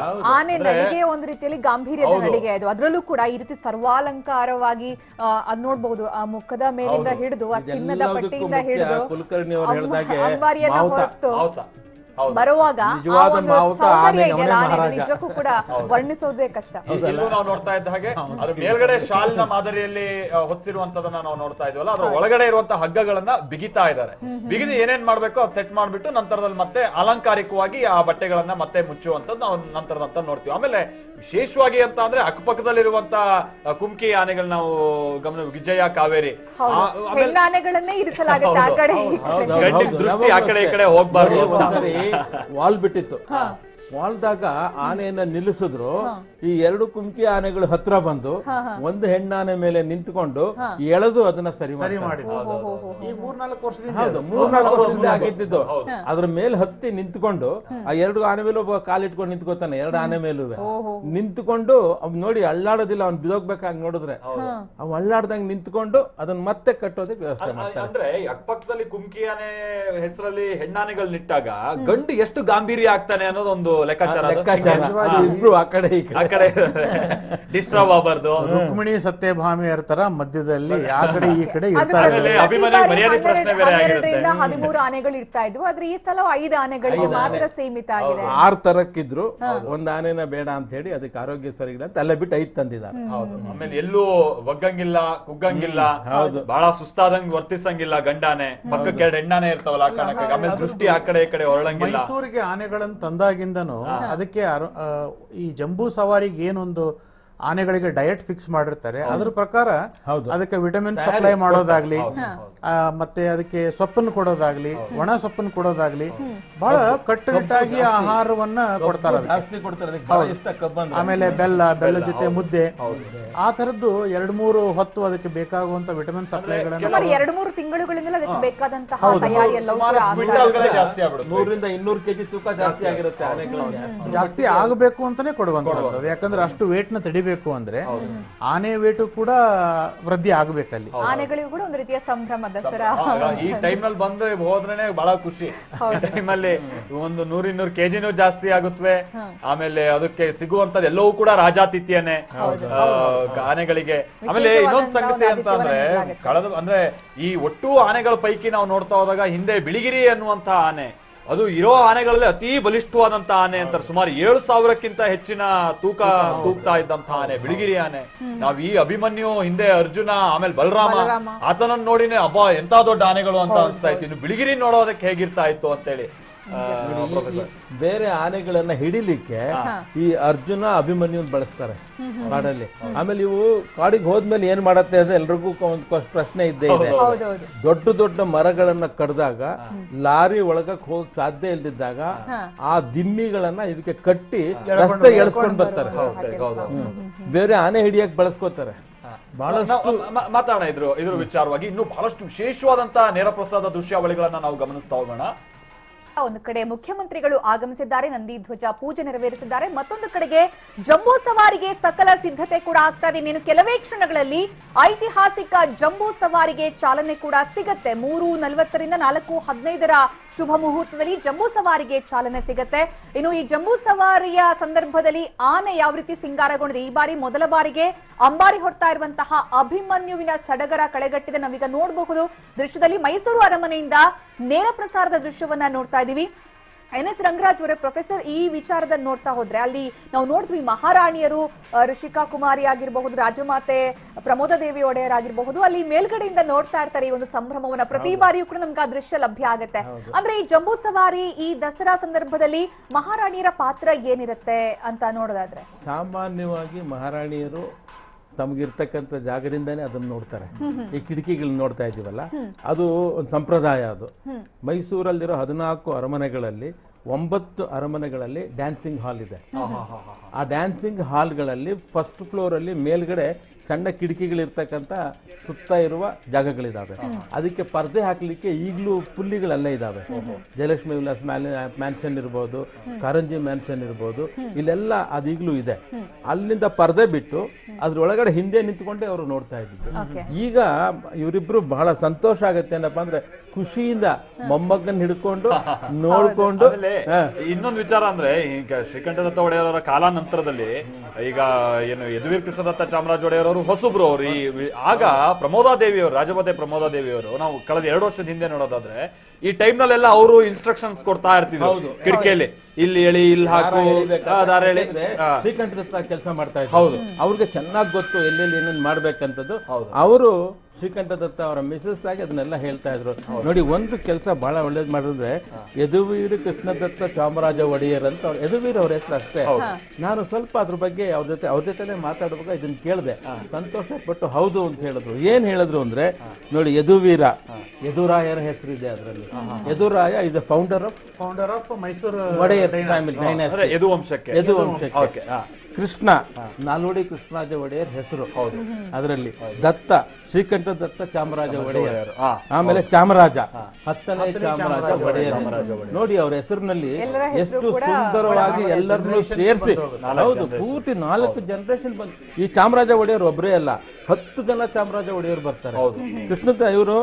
ಕೃಷ್ಣರಾಜ ಒಡೆಯರು 4 ಜನ ಬರ್ತಾರೆ. ಎಷ್ಟು ಚೆನ್ನಾಗಿ ಅಷ್ಟೂ ಬರುವಾಗಿ ಹೆಸರಿಟ್ಟಿದ್ದಾರೆ. ನನಗೆ ತುಂಬಾ ಸಂತೋಷ ಆಯ್ತು ಹೆಸರು ಕೇಳಿ. ಯದುವೀರ ಕೃಷ್ಣದತ್ತ ಚಾಮರಾಜ ಒಡೆಯರ್. ಯದುವೀರ ಯದುರಾಯರಿಗೆ ಸೇರ್ತಾರೆ, ಕೃಷ್ಣ ನಾಲ್ವಡಿ ಕೃಷ್ಣರಾಜ ಒಡೆಯರ್ ಸೇರ್ತಾರೆ, ದತ್ತ ಶ್ರೀಕಂಠ ದತ್ತ ನರಸಿಂಹರಾಜ ಒಡೆಯರು, ಆ ಚಾಮರಾಜ ಒಡೆಯರು. ಆಮೇಲೆ ಬರೋರು ಚಾಮರಾಜ ಒಡೆಯರು, 10ನೇ ಚಾಮರಾಜ. ಅಷ್ಟೂ ಬರುವಾಗೆ ಅವ್ರ ಹೆಸರನ್ನು ಇಟ್ಟಿರೋದು ತುಂಬಾ ಸೂಚ್ಯವಾಗಿ ಇಡೀ ರಾಜವಂಶವನ್ನ ಸೇರಿಸ್ತದೆ ಆ ಹೆಸರನ್ನ. ಆರ್.ಎಚ್. ಕುಲಕರ್ಣಿ ಅವರು, ಈಗ ಮಹಾರಾಣಿಯರ ವಿಚಾರ ನಾವು ಮಾತಾಡ್ತೇವೆ. ಈಗ ಇತಿಹಾಸದಲ್ಲಿ ನಾವು ಸಾಕಷ್ಟು ರಾಜರ ಹೆಸರನ್ನ, ಮೈಸೂರು ಅರಮನೆಗೆ ಸಂಬಂಧಪಟ್ಟಂತೆ, ರಾಜವಂಶಕ್ಕೆ ಸಂಬಂಧಪಟ್ಟಂತೆ ರಾಜರ ಹೆಸರಂತೂ ಅಚ್ಚೊತ್ತಿದೆ. ರಾಣಿಯರ ಹೆಸರು ಕೂಡ ಕೆಲವೊಂದು ವಿಶೇಷವಾಗಿ ಗಮನ ಸೆಳೆಯುತ್ತೆ. ಕೆಲವೊಂದು ಕಾರಣಗಳಿಗೆ, ಅಂದ್ರೆ ಜನಪರ ಕೆಲಸಗಳಾಗಿರಬಹುದು, ಜನರ ಜೊತೆಗಿನ ಒಡನಾಟ ಆಗಿರಬಹುದು. ಮಹಾರಾಣಿ ಲಕ್ಷ್ಮಮ್ಮಣ್ಣಿ ಅವರ ವಿಚಾರವಾಗಿ ಹೌದು, ರಾಜಮಾತೆಯಲ್ಲಿ ಗಮನಿಸ್ತಾ ಇದ್ದಾರೆ. ದೃಶ್ಯಾವಳಿಗಳನ್ನ ಹೇಗೆ ಆಗ್ತಾ ಇದೆ ವ್ಯವಸ್ಥೆ ಅಂತ. ಬಟ್ ಈ ಬಾರಿ ಅಂದ್ರೆ ಕಿಟಕಿ ಬದಲಾದ ಹಾಗೆ ಕಂಡು ಬರ್ತಾ ಇದೆ. ಅಂದ್ರೆ ಕಳೆದ ಬಾರಿ ಅಥವಾ ಈ ಬಾರಿ ವ್ಯವಸ್ಥೆಗಳನ್ನ ಮಾಡ್ತಾ ಇರುವಂತದ್ದೇ ಸ್ವಲ್ಪ ಬೇರೆ ಕಡೆ ಆಗಿರುವಂತ ಕಾರಣ ಸುಣ್ಣ ಬಣ್ಣ ಹೊಡೆದು ಇಟ್ಕೊಂಡಿದ್ದಾರೆ. ಒಂದು ಕಿಟಕಿ ಅರ್ಧ ಮುಚ್ಚಿದ ಹಾಗೆ ಕೂಡ ಕಂಡು ಬರ್ತಾ ಇದೆ. ಅಂದ್ರೆ ನಾವು ಈ ಕಡೆ ಆಂಗಲ್ ನಲ್ಲಿ ಕ್ಯಾಮ್ರಾ ಇಟ್ಟಿರೋ ಜಾಗ ಆಂಗಲ್ ನಿಂದ ಕಾಣ್ತಾ ಇದೆ. ಈಗಲೂ ಅಲ್ಲಿ ವಿಚಾರಿಸ್ತಾ ಇರೋದನ್ನ ನಾವು ನೋಡ್ತಾ ಇರ್ಬೋದು. ಅಂದ್ರೆ ಅಲ್ಲಿ ಎಲ್ಲದಕ್ಕೂ ಕೂಡ ಮಹಾರಾಜರು ಇದ್ರೂ ಕೂಡ ರಾಜಮಾತೆಯವರು ಅವ್ರದೇ ಆದಂತಹ ರೋಲ್ ಇರುತ್ತೆ ಅನ್ನೋದನ್ನ ಈ ದೃಶ್ಯದಲ್ಲೂ ಕೂಡ ನಮ್ಗೆ ಗೊತ್ತಾಗ್ತದೆ. ಅದರಲ್ಲಿ ಮೈಸೂರು ಪರಂಪರೆ ತೆಗೆದುಕೊಂಡಾಗ ರಾಜರು ಜನಸಾಮಾನ್ಯರೊಂದಿಗೆ ಸಂಪರ್ಕದಲ್ಲಿದ್ದು ರಾಜ್ಯಭಾರ ಮಾಡ್ತಿದ್ರು ಕೂಡ ಬಹುತೇಕವಾಗಿ ಅರಮನೆಯಲ್ಲಿದ್ದಂಥ ಮಹಾರಾಣಿಯರು ಪ್ರಮುಖವಾದಂಥ ಪಾತ್ರವನ್ನು ವಹಿಸಿದ್ದಾರೆ. ಈಗ ರಂಗರಾಜು ಮೇಷ್ಟ್ರು ಹೇಳಿದ ಹಾಗೆ, ನಾವು ಮುಮ್ಮಡಿ ಕೃಷ್ಣರಾಜ ಒಡೆಯರನ್ನ ದತ್ತಕ್ಕೆ ಪಡೆಯುವಂಥ ಸಂದರ್ಭದಲ್ಲಿ ತಾವು ಪುನಃ ರಾಜ್ಯವನ್ನ ವಾಪಸ್ ಪಡೆಯೋದ್ರೊಳಗೆ ಮಹಾರಾಣಿಯವರದೇ ಪಾತ್ರ ಮುಖ್ಯವಾಗಿರುವಂತಹ. ಲಕ್ಷ್ಮಮ್ಮಣ್ಣಿಯವರು ಇಲ್ಲದೆ ಹೋಗಿದ್ರೆ ಪ್ರಾಯಶಃ ಈಗಲೂ ಕೂಡ ಟಿಪ್ಪುವಿನ ನಂತರದ ಸಂತತಿಯವರು ರಾಜ್ಯಭಾರ ಮಾಡ್ತಿದ್ರು ಏನೋ ಅನ್ನುವಂತಹದ್ದು. ಅಂದ್ರೆ ಆ ತರದ್ದು ಒಂದು ನಮಗೆ ಭಾವನೆ ಬರ್ತದೆ. ಅವರು 25ನೇ ವರ್ಷಕ್ಕೇನೆ ತನ್ನ ಹಸ್ಬೆಂಡ್ ಅನ್ನ ಕಳ್ಕೊಂಡ್ ಬಿಡ್ತಾರೆ. ಆದ್ರೆ ಲಕ್ಷ್ಮಮ್ಮಣ್ಣಿ ಮಾತ್ರ ಆ ಛಲ ಬಿಡೋದಿಲ್ಲ, ನಾನು ವಾಪಸ್ ಪಡಿಬೇಕು ಅದನ್ನ ಅಂತ ಹೇಳಿ ಬಹಳ ಪ್ರಯತ್ನಗಳನ್ನ ಮಾಡ್ತಾರೆ. ಸರ್, ಇಲ್ಲಿ ನಾವು ಗಮನಿಸ್ತಾ ಇದೀವಿ, ಈಗ ಮುಖ್ಯ ವೇದಿಕೆ ಕಡೆಗೆ ಈಗ ಜಂಬೂ ಸವಾರಿಯ ಆಗಮನ ಆಗ್ತಾ ಇದೆ. 3 ಆನೆಗಳು ಮಾತ್ರ ಇದೆ. ಅದರಲ್ಲಿ ಕಾವೇರಿ, ವಿಜಯ, ಕುಮ್ಕಿ ಆನೆಗಳು, ಅಕ್ಕಪಕ್ಕದಲ್ಲಿರುವಂತಹ ಆನೆಗಳು. ಮಧ್ಯದಲ್ಲಿ ರಾಜಗಾಂಭೀರ್ಯದಿಂದ ಬರ್ತಾ ಇರುವಂತಹ ಆನೆ ಅಭಿಮನ್ಯು ನಾವು ಗಮನಿಸಬಹುದು. ಆಮೇಲೆ ಈಗ ತಾನೇ ನಮ್ ಜೊತೆಗಿರುವಂತಹ ಅತಿಥಿಗಳು ಕೂಡ ಹೇಳ್ತಾ ಇದ್ರು, ಮೇಲ್ಗಡೆ ಇರುವಂತಹ ಅಂಬಾರಿಯ ವಿಶೇಷತೆಗಳನ್ನ ಕೂಡ. 750 kg ಅಂಬಾರಿ ಅಂತ ಅಂದ್ರೆ ಅದರಲ್ಲಿ ಬಹುತೇಕ ಆದಂತದ್ದು ಮರದ ಅಚ್ಚು, ಅಂದ್ರೆ ಅದರ ಮೇಲೆ ಆ ನಂತರದಲ್ಲಿ ಚಿನ್ನದ ಲೇಪನ ಇರುವಂತದ್ದು. ಇಬ್ರು ಕೂರೋದಕ್ಕೆ ಅವಕಾಶ ಇದೆ. ಹಿಂದೆ ಮಹಾರಾಜರುಗಳು ಮಹಾರಾಜರು ಕೂತ್ಕೊಳ್ತಾ ಇದ್ರು. ಅವ್ರ ಜೊತೆಗೆ ಮಗ ಅಥವಾ ಯುವರಾಜರಿಗೆ ಅಧಿಕಾರ, ಇನ್ನೊಬ್ರು ಯುವರಾಜರಿಗೆ ಅಧಿಕಾರ. ಆಮೇಲೆ ಇನ್ನೊಂದು ನಿಮ್ಮ ಟಿವಿಲಿ ತೋರಿಸ್ತಾರೋ ಏನೋ ಗೊತ್ತಿಲ್ಲ ಕ್ಯಾಮ್ರಾದವರು, ಮೇಲ್ಭಾಗದಲ್ಲಿ ಸಿಗ್ನಲ್ ಲೈಟ್ಗಳಿದೆ. ಹಸಿರು ಮತ್ತೆ ಕೆಂಪು ಬಣ್ಣದ ಸಿಗ್ನಲ್ ಅದು ಒಂದು ಚಿನ್ನದ ಛತ್ರಿಯ ಒಳಗಡೆ ಅದನ್ನ ಇಟ್ಟಿದ್ದಾರೆ. ಈ ಸವಾರಿ ಹೋಗಬೇಕಾದ್ರೆ ಡಿಸ್ಟೆನ್ಸ್ ಗಳು ಮೇಂಟೈನ್ ಆಗದೆ ಇದ್ರೆ ಸರಿಯಾಗಿ ಮುಂದೆ ಕುದುರೆಗಳು ಬೇಗ ಹೋಗ್ಬಿಟ್ರೆ ರಾಜರು ನೋಡಿ ಆಗಿಂದ ಅದೇ 411 ವರ್ಷಗಳಿಂದನೂ ಅದು ಅಲ್ಲಿದೆ. ಆಗ ಮಹಾರಾಜರು ಕೆಂಪು ಲೈಟ್ ಅನ್ನು ಹಚ್ಚಿದ್ರೆ ಅಂಬಾರಿ ನಿಂತು ಎಲ್ಲವೂ ಅದಕ್ಕೆ ಹೊಂದಿಕೊಂಡ ಮೇಲೆ ಗ್ರೀನ್ ಸಿಗ್ನಲ್. ಯಾಕಂದ್ರೆ ರಾಜರು ಮೇಲ್ ಕೂತಿರ್ತಿದ್ರಲ್ಲ ಅವ್ರಿಗೆ ಗೊತ್ತಾಗ್ತಿತ್ತು.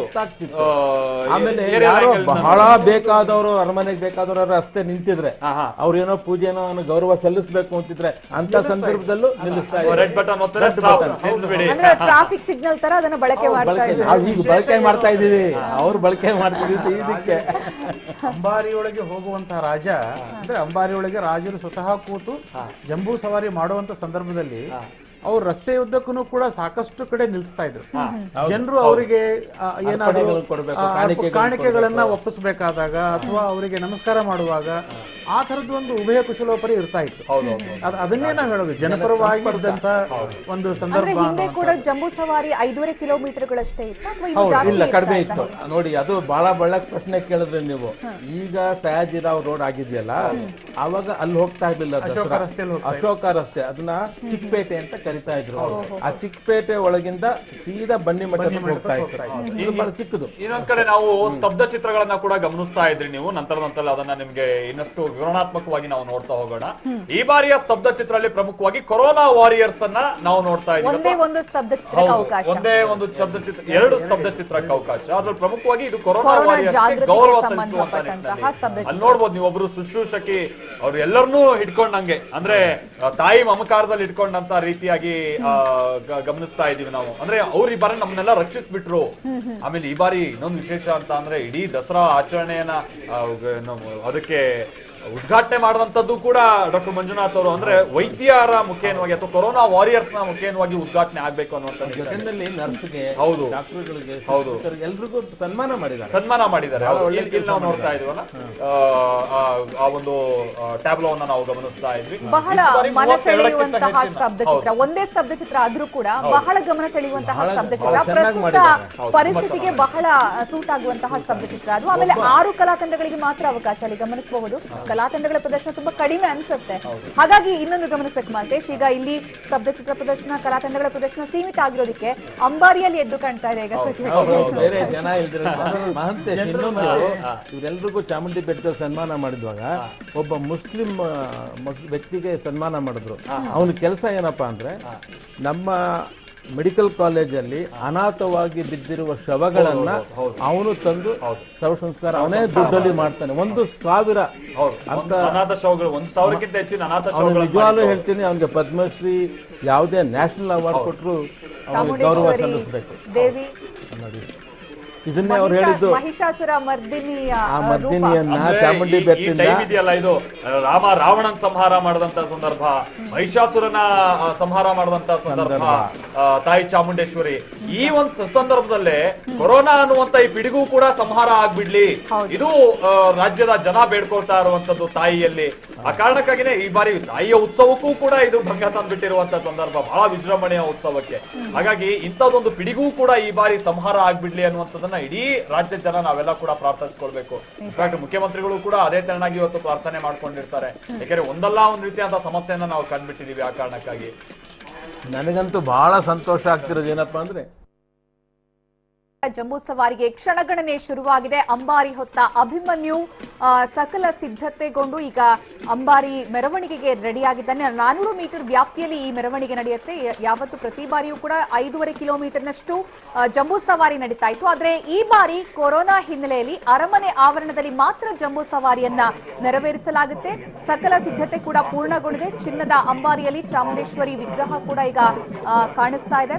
ಇನ್ನು ಕೆಲವೇ ಕ್ಷಣಗಳಲ್ಲಿ ಜಂಬೂ ಸವಾರಿ ಅಧಿಕೃತವಾಗಿ ಆರಂಭ ಆಗುತ್ತೆ. ಅದಕ್ಕೂ ಮೊದಲು ಸರ್ವ ತಯಾರಿ ಕೂಡ ಅಲ್ಲಿ ನಡೀತಾ ಇರೋದನ್ನ ನೋಡ್ತಾ ಇದ್ದೀವಿ. ಇನ್ನೊಂದು ವಿಚಾರ ಅಂದ್ರೆ ನಾವೀಗ ಅಭಿಮನ್ಯು ಮೊದಲ ಬಾರಿಗೆ ಅಂಬಾರಿಯನ್ನ ಹೊರ್ತಾ ಇದ್ದಾರೆ. ಹೌದು, ಆ ಕಾರಣಕ್ಕಾಗಿ ಇದು ವಿಶೇಷ. ಆಮೇಲೆ ಇತ್ತಾನೆ ಅತಿಥಿಗಳು ಕೂಡ ಹೇಳ್ದಾಗೆ ಒಂದ್ ರೀತಿ ಅವರಿಗೂ ಈ ಬಾರಿ ಒಂದು ತಯಾರಿ ಮಾಡ್ಕೊಳ್ಳೋಕ್ ಒಂದು ಒಳ್ಳೆ ಅವಕಾಶ ಆಯ್ತು.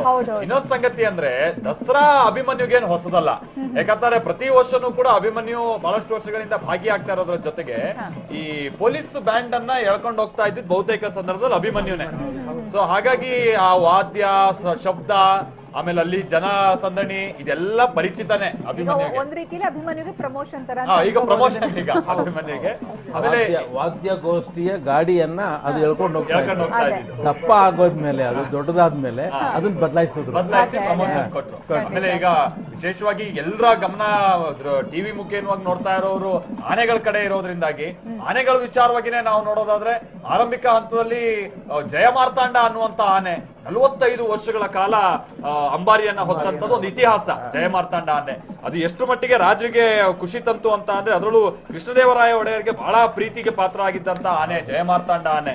ಆ ಕಾರಣಕ್ಕಾಗಿನೇ ಅರಮನೆಯ ಒಂದು ದ್ವಾರವೊಂದಕ್ಕೆ ಈಗ ತಾನೇ ನೀವು ಕೂಡ ಹೇಳ್ದಾಗೆ ಜಯಮಾರ್ತಾಂಡ ಮಹಾದ್ವಾರ ಬಲರಾಮ ಹೌದು ಆನೆ ಹೆಸರನ್ನ ಇಟ್ರು ಅನ್ನುವಂಥದ್ದು. ಆನಂತರ ಬೇರೆ ಬೇರೆ ಆನೆಗಳ ಹೆಸರು ವಿಜಯ ಬಹದ್ದೂರ್ ನಂಜುಂಡ, ರಾಮಪ್ರಸಾದ್, ಮೋತಿಲಾಲ್, ಸುಂದರ್ ರಾಜ್, ಐರಾವತ, ಗಜೇಂದ್ರ, ಬಿಳಿಗಿರಿ ಆನೆ. ಈಗ ತಾನೇ ನಾವು ಹೇಳಿದಾಗೆ ಇಡೀ ಆನೆಗಳಲ್ಲೇ ಅತಿ ಹೆಚ್ಚಿನ ತೂಕ ತೂಗ್ತಾ ಇದ್ದಂಥದ್ದು 7,000 ತೂಕ ತೂಗ್ತಾ ಇದ್ದಂಥದ್ದು ಆನೆ. ಐರಾವತ ಆನೆ ಸಿನಿಮಾದಲ್ಲೂ ಕೂಡ ನಟನೆ ಮಾಡಿತ್ತು. ಡಿಫೆಂಡ್ ಬಾಯ್ ಅನ್ನೋ ಚಿತ್ರದಲ್ಲಿ ಅದು ನಟನೆ ಮಾಡಿತ್ತು, ಹಾಲಿವುಡ್ ಸಿನಿಮಾದಲ್ಲಿ. ಬಹುತೇಕ ಈ ಮಹಾಭಾರತದ ಪಾತ್ರಗಳೇ ಇಲ್ಲಿ ನಾವು ಗಮನಿಸೋದು. ಯಾಕಂದ್ರೆ ದ್ರೋಣ, ಅರ್ಜುನ, ಬಲರಾಮ ಈ ತರದ ಹೆಸರುಗಳಿಂದಾನೇ ಬಹಳ ವಿಶೇಷ. ಆಮೇಲೆ ಗಜೇಂದ್ರ, ರಾಜೇಂದ್ರ ಆನೆ ಚೆನ್ನಾಗಿ ತೋರಿಸ್ತಾ ಇದ್ದೀನಿ. ಹೌದು, ಇಲ್ಲೂ ಕೂಡ ಕೊರೋನಾ ವಿಚಾರವಾಗಿ ನಾವು ಗಮನಿಸ್ತಾ ಇದೀವಿ. ಕೊರೋನಾ ವೇಷಧಾರಿ ಒಬ್ರು ಕಾಣಿಸ್ತಾ ಇದ್ದಾರೆ. ಹೌದು. ಆಮೇಲೆ ಈ ಕಲಾ ತಂಡಗಳ ವಿಚಾರವಾಗಿ ನಾವು ನೋಡೋದಾದ್ರೂ ಕೂಡ 70, 75, 80 ಕಲಾ ತಂಡಗಳು ಭಾಗಿಯಾಗ್ತಾ ಇದ್ವಲ್ಲ.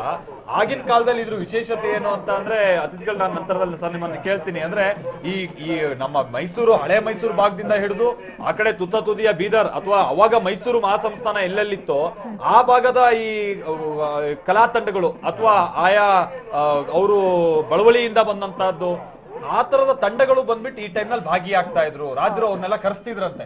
ಕರೆಸಿ ನೀವು ಬನ್ನಿ, ಈ ಟೈಮ್ ಅಲ್ಲಿ ಅವರ ಕಲೆ ಏನಿದೆ ಅದನ್ನ ಪ್ರದರ್ಶಿಸೋದಕ್ಕೆ ಒಂದು ಅವಕಾಶ. ಅದನ್ನ ಈಗಲೂ ಕೂಡ ಕೇಳ್ತಾ ಇದ್ರಿ ಮಹಾರಾಣಿಯರ ಪಾತ್ರ ನೋಡಿ, ಅದನ್ನ ಕಂಪ್ಲೀಟ್ ಮಾಡ್ತೀನಿ ನೋಡಿ. ಕೆಂಪನಂಜಮ್ಮಣ್ಣಿ ಅಂತ ನಾಲ್ವಡಿ ಕೃಷ್ಣರಾಜ ಒಡೆಯರ್ ಅವರ ತಾಯಿ. ನಾಲ್ವಡಿ ಕೃಷ್ಣರಾಜ ಅವರು ಇವರು ಚಾಮರಾಜ ಒಡೆಯರ್ 10ನೇ ಚಾಮರಾಜ ಒಡೆಯರು ಮಕ್ಕಳನ್ನು ಕರ್ಕೊಂಡು ಹೆಂಡತಿನೂ ಕರ್ಕೊಂಡು ಒಂದು ಯಾವುದು ಡಾಕ್ಟರ್ಸ್ ಕಾನ್ಫರೆನ್ಸ್ಗೆ ಕಲ್ಕತ್ತಾಗ ಹೋಗಿರ್ತಾರೆ. ಅಲ್ಲಿ ಸತ್ತೋಗ್ತಾರೆ ಅವರು 1894. ಅವರು ಸತ್ತ ಮೇಲೆ ಚಿಕ್ಕ ಹುಡುಗ ನಾಲ್ವಡಿ ಕೃಷ್ಣರಾಜ ಒಡೆಯರು 5-6 ವರ್ಷನೇನೋ ಅವ್ರಿಗೆ ರಾಜ ಆಗಂಗಿಲ್ಲ, 8-10 ವರ್ಷ ಅಷ್ಟೇ ಅವ್ರಿಗೆ. ಇವರು ರೀಜೆಂಟ್ ಆಗ್ತಾರೆ, ಲಕ್ಷ್ಮಣ್ಣಿ ಅವರು. ಆ ಲಕ್ಷ್ಮಮ್ಮಣ್ಣಿ ಕೆಂಪನಂಜಮ್ಮಣ್ಣಿ, ಆ ಕೆಂಪನಂಜಮ್ಮಣ್ಣಿಯ ಕೊಡುಗೆ ಇದೆಯಲ್ಲ ಅದನ್ನ ಇತಿಹಾಸದಲ್ಲಿ ನಾವು ನೆನೆಸ್ಕೊಳ್ಬೇಕು. ಅಷ್ಟರ ಮಟ್ಟಿಗೆ ಅವರು ಇವ್ರಿಗೆ ತಯಾರಿ ಮಾಡ್ತಾರೆ. ನಾಲ್ವಡಿ ಕೃಷ್ಣರಾಜ ಒಡೆಯರ್ಗೆ ಆಳ್ವಿಕೆ ನಡೆಸ್ತಾರೆ. ಬೇಕಾದಷ್ಟು ಕೊಡುಗೆಗಳನ್ನ ಕೊಟ್ಟಿದ್ದಾರೆ. ಅವರ ಮಕ್ಕಳು 5 ಜನ, ಅವ್ರಿಗೆ 3 ಜನ ಹೆಣ್ಣು ಮಕ್ಕಳಿಗೆ 3 ಅರಮನೆ ಕಟ್ಟಿದ್ದಾರೆ. ಜಯಲಕ್ಷ್ಮಣಿ ಮೊದಲನೇ ಅವರು. ಆಮೇಲೆ ನಮ್ಮ ಇವತ್ತು PTC ಆಗಿದೆ ಅಂದ್ರೆ ಪೋಸ್ಟಲ್ ಟ್ರೈನಿಂಗ್ ಕಾಲೇಜ್, ವಸಂತ ಮಹಲ್ ಅಲ್ಲ ಕಾರಂಜಿ ಮ್ಯಾನ್ಷನ್ CFTRA ಆಗಿದೆ. ಅದು ಒಬ್ಬ ಮಹಾರಾಣಿ ಇದ್ದಂತ ಜಾಗ, ಚೆಲುವಂಬ ಮ್ಯಾನ್ಷನ್. ಇವ್ರು 3 ಜನಕ್ಕೆ ಮಕ್ಕಳಲ್ಲಿ ಒಬ್ಬ ಇದ್ರಲ್ಲೇ ಇರ್ತಾರೆ. ನಮ್ಮ ಕಟ್ತಾರಲ್ಲ ಯಾವುದು ವುಡನ್ ಪ್ಯಾಲೇಸ್ ಬಿದ್ದ ಮೇಲೆ ಕಟ್ಟುವಲ್ಲಿಗೆ ನಾಲ್ವಡಿ ಕೃಷ್ಣರಾಜ ಒಡೆಯರು. ಕೊನೆಯವನು ಚಾಮುಂಡಿ ವಿಹಾರಲ್ಲಿ ಇರ್ತಾರೆ. ಹಾಗೆ ಪ್ರತಿಯೊಬ್ಬರಿಗೂ ಒಂದೊಂದು ಅರಮನೆ ಇದೆ. ಇವರು ಇವತ್ತು ನಾವು ವಾಣಿವಿಲಾಸ ಸಾಗರ ಅಂತ ಕರಿತೀವಿ. ಆ ಅಮ್ಮನ ಹೆಸರೇ ಅದಕ್ಕೆ. ಇಲ್ಲ, ಇದು ಚಿತ್ರದುರ್ಗದ ಹತ್ರ ಹಿರಿಯೂರಿಂದ ಮುಂದೆ. ಅದಕ್ಕೆ ಬೇಕಾದಷ್ಟು ಹಣ ಖರ್ಚು ಮಾಡಿದ್ದು ಅವರೇನೆ. ಅದಕ್ಕೆ ಒಬ್ಬ ಇಂಜಿನಿಯರ್ ನಮ್ಮ BL ರೈಸ್ ಅವರ ಮಗ. ಇದ್ರ ಬಗ್ಗೆ ಮಾತಾಡ್ತೀನಿ. ಟಿವಿ ಸತ್ಯನಾರಾಯಣ ಅವರೇ, ಈಗ ದಸರಾ ಸಂಭ್ರಮವನ್ನ ನಾವಿಲ್ಲಿಂದ ಕಣ್ತುಂಬಿಕೊಳ್ತಾ ಇದೀವಿ TV9 ಲೈವ್ ಮೂಲಕ. ಗಮನಿಸ್ತಾ ಇದೀವಿ, ಸ್ತಬ್ಧ ಚಿತ್ರಗಳಿಗೆ ತುಂಬಾ ಅವಕಾಶ ಕೊಡದೇ ಇದ್ರೂ ಕೂಡ ಸಿಕ್ಕಿರುವಂತಹ ಅವಕಾಶವನ್ನ ಬಹಳ ಸಮರ್ಥವಾಗಿ ಬಳಸಿಕೊಳ್ತಾ ಇದೆ ಸ್ತಬ್ಧ ಚಿತ್ರ ತಂಡ. ಅಲ್ಲಿ ಗಮನಿಸಬಹುದು, ಕೊರೋನಾ ಸಂದರ್ಭವನ್ನ ಬಹಳ ಪರಿಣಾಮಕಾರಿಯಾಗಿ ತೋರಿಸ್ತಾ ಇದ್ದಾರೆ. ಇನ್ನೊಂದು ಕಡೆ ಅಂಬಾರಿ ಸಿದ್ಧ ಆಗಿದೆ, ಈಗ ಇನ್ನೇನು ಮೆರವಣಿಗೆ ಶುರು ಆಗ್ಬೇಕಷ್ಟೇ. ಈ ಒಂದು ಸಂದರ್ಭವನ್ನ ನೋಡ್ತಾ ಇದ್ರೆ ದಸರಾ ಸಂಭ್ರಮ ಕಡಿಮೆ ಅಂತ ಅನ್ನಿಸ್ತಾ ಇಲ್ಲ ನಿಜವಾಗ್ಲೂ ಕೂಡ ನಮ್ಗೆ, ಆದ್ರೆ ಅವಧಿ ತುಂಬಾ ಕಡಿಮೆ ಅಂತ ಅನ್ಸುತ್ತಾ ಅಂತ? ಇಲ್ಲ ಇದೆ ಒಂದು ಉತ್ಸಾಹ ಆಗಲಿ, ಅದರ ಆರಂಭದ ಸಿದ್ಧತೆಗಳಾಗಲಿ ಅಥವಾ ನಡೀತಾ ಇರತಕ್ಕಂಥ ವ್ಯವಸ್ಥೆಗಳಾಗಲಿ ಯಾವುದ್ರಲ್ಲೂ ಕೂಡ ಕೊರತೆ ಅನ್ನುವಂಥದ್ದು ಕಾಣಲ್ಲ. ನೀವು ಹೇಳಿದಾಗ ನೋಡಿ, ಸ್ತಬ್ಧ ಚಿತ್ರದಲ್ಲಿ ಒಂದು ಸಂಕೇತ ಇದೆ. ಅದು ದುರ್ಗೆ ತ್ರಿಶೂಲವನ್ನು ಹಿಡಿದುಕೊಂಡು ಕೊರೋನಾ ಅನ್ನುವಂಥ ಅದರ ಆಕಾರ ಏನಿದೆ ಅದನ್ನ ಕೊಲ್ತಾ ಇರತಕ್ಕಂಥ ಒಂದು ಸಂಕೇತವಾಗಿ ಕೊಟ್ಟಿದ್ದಾರೆ. ಸ್ವಾರಸ್ಯ ಏನು ಅಂತ ಕೇಳಿದ್ರೆ, ದುರ್ಗಾ ಸಪ್ತಶತಿಯಲ್ಲಿ ಮಾರ್ಕಂಡೇಯ ಮಹರ್ಷಿಗಳಿಂದ ರಚಿತವಾದಂತಹ ಪುರಾಣ ಏನು ಮಾರ್ಕಂಡೇಯ ಪುರಾಣ, ಅದರಲ್ಲಿ ದುರ್ಗಾ ಸಪ್ತಶತಿ ಎನ್ನುವಂತಹದ್ದು ಬರುತ್ತೆ. ಅದು 13 ಅಧ್ಯಾಯಗಳಲ್ಲಿ 700 ಶ್ಲೋಕಗಳಲ್ಲಿ ಬರುತ್ತೆ. ಅಲ್ಲಿ ಆಗಲೇ ಹೇಳಿದ್ದಾರೆ ಲೂತಾ ವಿಸ್ಫೋಟಕಾದಯ ಅಂತ ಹೇಳಿ. ಅನೇಕ ವಿಧವಾಗಿರತಕ್ಕಂತಹ ರೋಗ ರುಜಿನಿಗಳು ಹಿಂದೆ ಇದ್ದಂತಹದ್ದು, ಹೊಸದಾಗಿರತಕ್ಕಂತಹ ರೋಗಗಳು ಯಾವ್ದು ಬರುತ್ತೆ. ಲೂತ ಅಂತ ಹೇಳಿದ್ರೆ ಮೈ ಮೇಲೆ ಬರತಕ್ಕಂತಹ ಸಿಡುಬು ಅಂತ ಏನು ಹೇಳ್ತೀವಿ, ಆ ಸಿಡುಬುಗೆ. ವಿಸ್ಫೋಟ ಅಂತ ಹೇಳಿದ್ರೆ ಸೀತಾಳ ಸಿಡುಬು ಅನ್ನುವಂಥದ್ದು ಬರ್ತಾ ಇತ್ತು ಅಂತ. ಈ ಎಲ್ಲ ಯಾವುದಿದೆ, ಮತ್ತೆ ಭೂತ ಪ್ರೇತ ಪಿಶಾಚಾದಿಗಳು ಏನೇನು ಬರುತ್ತೆ ಎಲ್ಲವನ್ನೂ ಕೂಡ ನಾಶ ಮಾಡುವಂತಹ ಶಕ್ತಿ ಆ ದುರ್ಗೆಗೆ ಇದೆ ಅಂತ ಹೇಳಿಬಿಟ್ಟು ಪುರಾಣದಲ್ಲಿ ಆಗಲೇ ಅದನ್ನ ಹೇಳಿದ್ದಾರೆ. ಹಾಗಾಗಿ ಲೂತ ಮತ್ತೆ ಮಾರಿ ಅನ್ನುವಂತಹ ಹೆಸರನ್ನು ಬಳಸಿದ್ದಾರೆ. ಮಹಾಮಾರಿ ಅನ್ನುವಂತಹ ಏನು ಹೆಸರನ್ನ ಬಳಸಿಬಿಟ್ಟು ಈ ರೋಗವನ್ನು ಕೂಡ ದೂರ ಮಾಡತಕ್ಕಂತಹ ಶಕ್ತಿ ಆ ದೇವಿಗಿದೆ ಅಂತ ಅದನ್ನ ಇಟ್ಟುಕೊಂಡೇ ಸಂಕೇತವಾಗಿ ಇಲ್ಲಿ ನೋಡಿ, ಇಷ್ಟು ವೈದ್ಯರಿದ್ದಾರೆ, ಬೇಕಾದಷ್ಟು ಔಷಧ ಸಾಮಗ್ರಿಗಳನ್ನ ಇವಾಗ ಕೊಡ್ತಾ ಇದ್ರು ಕೂಡ ಈ ಕೊರೋನಾ ಅನ್ನುವಂತಹ ರೋಗವನ್ನ ಇನ್ನೂ ಕೂಡ ನಿಯಂತ್ರಣ ಮಾಡೋಕೆ ಆಗ್ತಾ ಇಲ್ಲ ಅಂತಂದಾಗ ನಮ್ಮನ್ನ ಮೀರಿದಂತಹ ಒಂದು ಶಕ್ತಿ ಇದೆ. ಆ ಶಕ್ತಿಯ ಮೂಲಕವಾಗಿಯೇ ನಾವು ಅದನ್ನ ಕೆಲಸ ಮಾಡಬೇಕು ಅನ್ನುವಂತಹ ಒಂದು ಸಂಕೇತವೂ ಕೂಡ ಇದರಲ್ಲಿ ನಮಗೆ ಸಿಗುತ್ತೆ. ಹಾಗಾಗಿ ಈ ಒಂದು ಸ್ತಬ್ಧ ಚಿತ್ರ ಆದ್ರೆ ಕಾಲಿಗೆ ಆ ಮರಗಾಲನ್ನು ಕಟ್ಕೊಂಡಿರ್ತಕ್ಕಂತಹ ವ್ಯಕ್ತಿ ತನ್ನ ಮೇಲೆ ಇದನ್ನ ದುರ್ಗೆಯ ರೂಪವನ್ನು ತಾಳ್ಕೊಂಡು ಆ ಕೊರೋನಾ ಅನ್ನುವಂತಹ ಮಹಿಷಾಸುರನ ರೀತಿಯಲ್ಲೇ ಇರತಕ್ಕಂತಹ ಕೊರೋನಾ ಎನ್ನುವಂತಹ ರೋಗದ ಸಂಕೇತವನ್ನು ನಾಶ ಮಾಡ್ತಾ ಇರುವಂತಹ ಸ್ತಬ್ಧ ಚಿತ್ರ ಏನಿದೆ ಬಹಳ ಔಚಿತ್ಯಪೂರ್ಣವಾಗಿದೆ. ಪ್ರಸ್ತುತ ಪರಿಸ್ಥಿತಿಗೆ ಬಹಳ ಸೂಕ್ತವಾದಂತಹ ಸ್ತಬ್ಧ ಚಿತ್ರ ಇದು.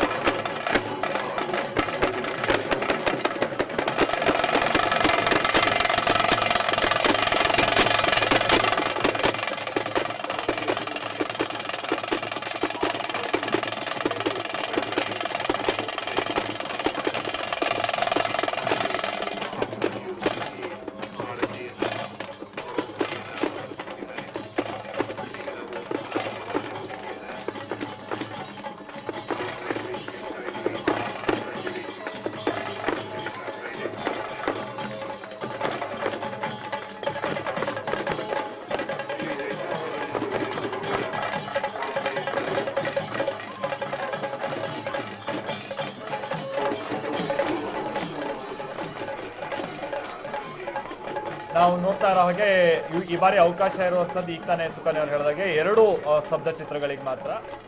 ಅಂದ್ರೆ ಅದರಲ್ಲಿ ಒಂದು ಪ್ರಮುಖವಾಗಿರುವಂತದ್ದು ಅದು ಕೊರೋನಾ ವಾರಿಯರ್ಸ್ಗೆ ಸಂಬಂಧಪಟ್ಟ ಹಾಗೆ, ಮತ್ತೊಂದು ಅಂದ್ರೆ ಈ ಟ್ಯಾಬ್ಲೋ ಮಾದರಿಯಲ್ಲಿ ಹಿಂದೆ ಬರ್ತಾ ಇರುವಂತದ್ದು ನಾವು ಪ್ಯಾಲೇಸ್ ಬ್ಯಾಂಡ್ ಅನ್ನ ನೋಡ್ತಾ ಇರುವಂತದ್ದು. ಬಟ್ ಇಲ್ಲಿ ನಾವು ಅಫಿಷಿಯಲ್ ಆಗಿ ಕನ್ಸಿಡರ್ ಮಾಡಿದ್ರೆ ಒಂದೇ ಕೊರೋನಾ ವಾರಿಯರ್ಸ್ಗೆ ಸಂಬಂಧಪಟ್ಟಂತದ್ದು.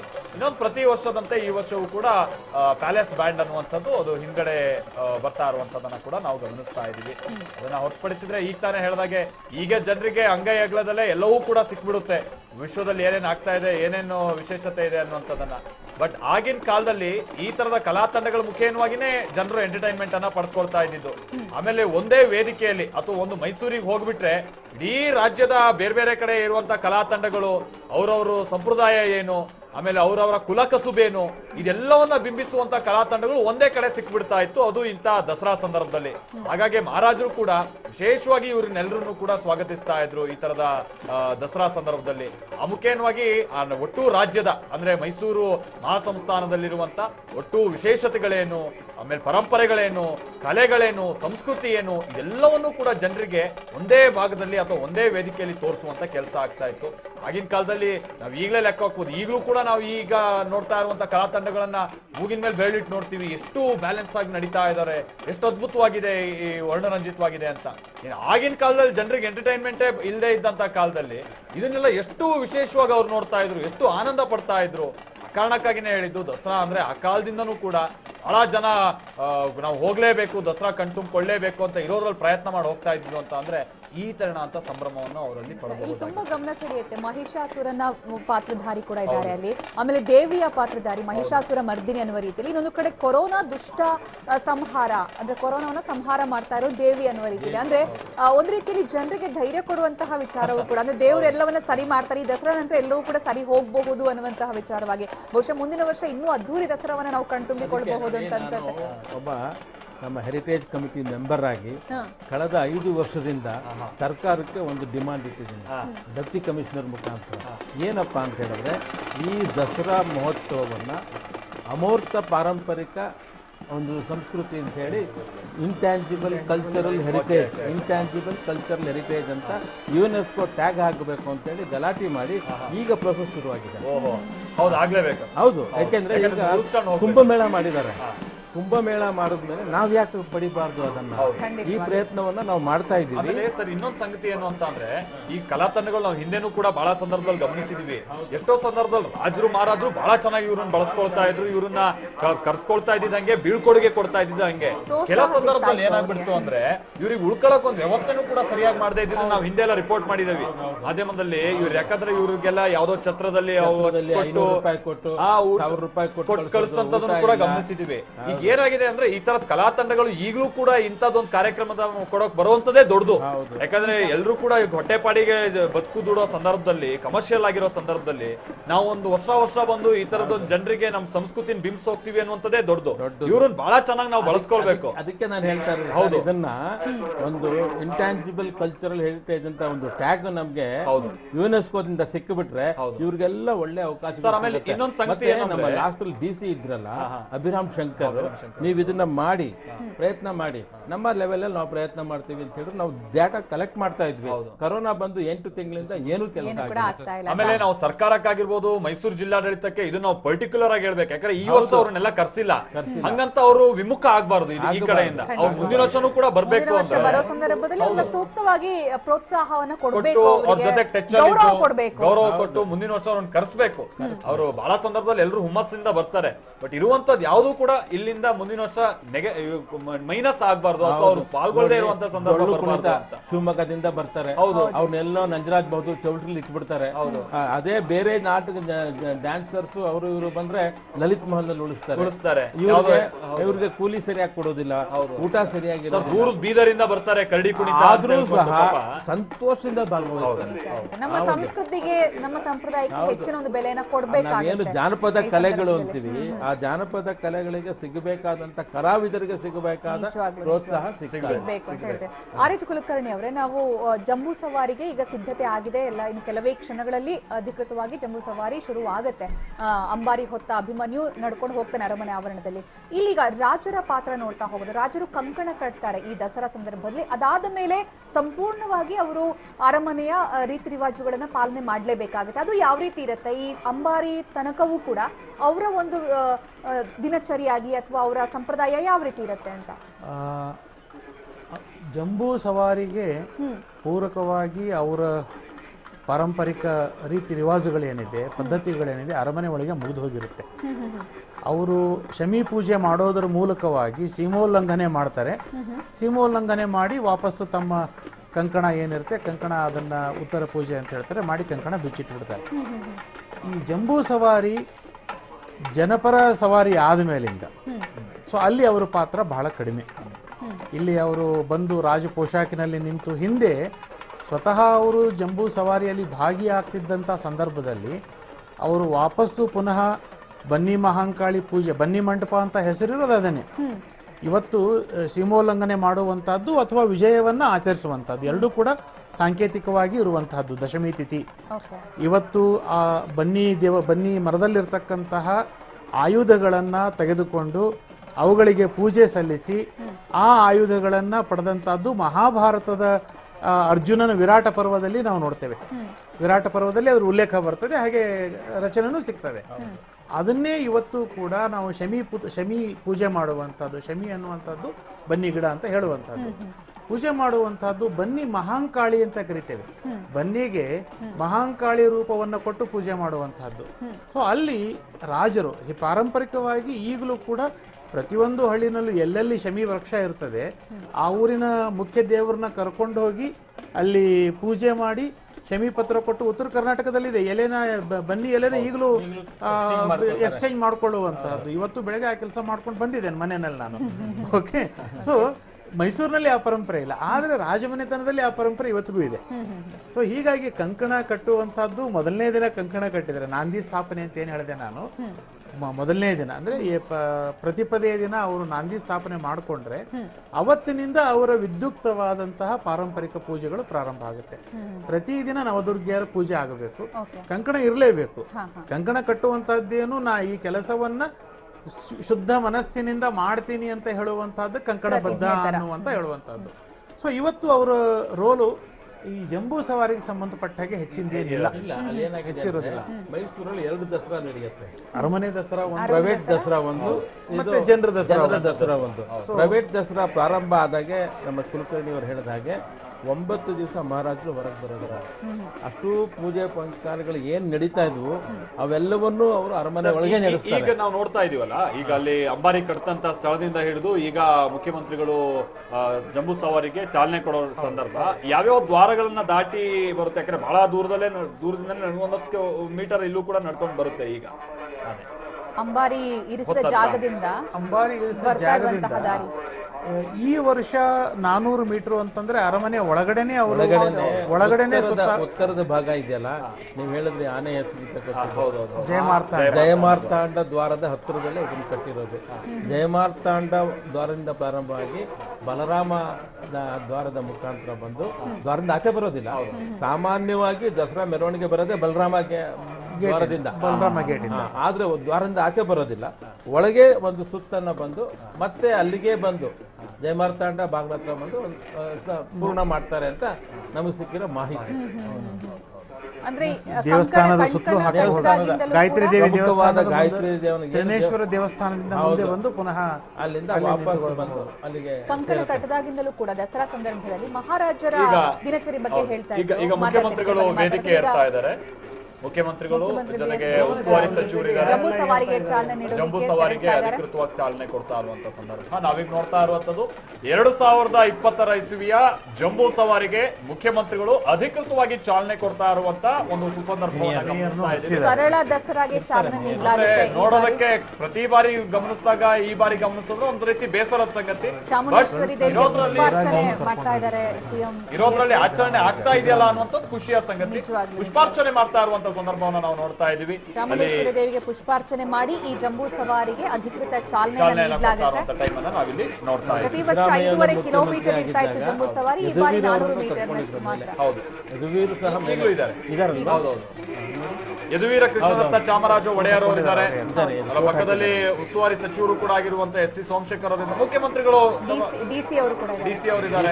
ಪುಷ್ಪಾರ್ಚನೆಯನ್ನ ಮಾಡುವಂತ ಸಂದರ್ಭ ಒಂದು ಬಾರಿ ಪುಷ್ಪಾರ್ಚನೆಯನ್ನ ಮಾಡಿ ಮುಖ್ಯಮಂತ್ರಿಗಳು ಮತ್ತೊಂದು ಬಾರಿ ಹೋಗಿ ಹೂ ತೆಗೆದುಕೊಂಡು ಬಂದು ಬಹುಶಃ ಪುಷ್ಪಾರ್ಚನೆ ಮಾಡಿದಂತ ಇಷ್ಟು ಹತ್ರದಿಂದ ಅವ್ರಿಗೆ ಅವಕಾಶ ಸಿಕ್ಕಿರ್ಲಿಲ್ಲ. ಹೌದು, ಬಹಳ ಹತ್ರ ಬಂದಿದೆ, ಬಹಳ ಹತ್ರ. ಬರೀ ಜನರ ಸಂಖ್ಯೆ ಬಹಳ ಕಡಿಮೆ ಇದೆ, ಹಾಗಾಗಿ ಪ್ರತಿಯೊಬ್ಬರು ಕೂಡ 2 ಬಾರಿ 3 ಬಾರಿ ಪುಷ್ಪಾರ್ಚನೆಯನ್ನ ಆನೆನೂ ಸಹ ಸಲ್ಯೂಟ್ ಮಾಡ್ತಾ ಇದೆ ನೋಡಿ, ಸೊಂಡ್ಲೆತ್ತಿ ಮೇಲೆ ಅದು ಸಹ ಸಲ್ಯೂಟ್ ಮಾಡಿಸ್ತಾ ಇದ್ದಾನೆ.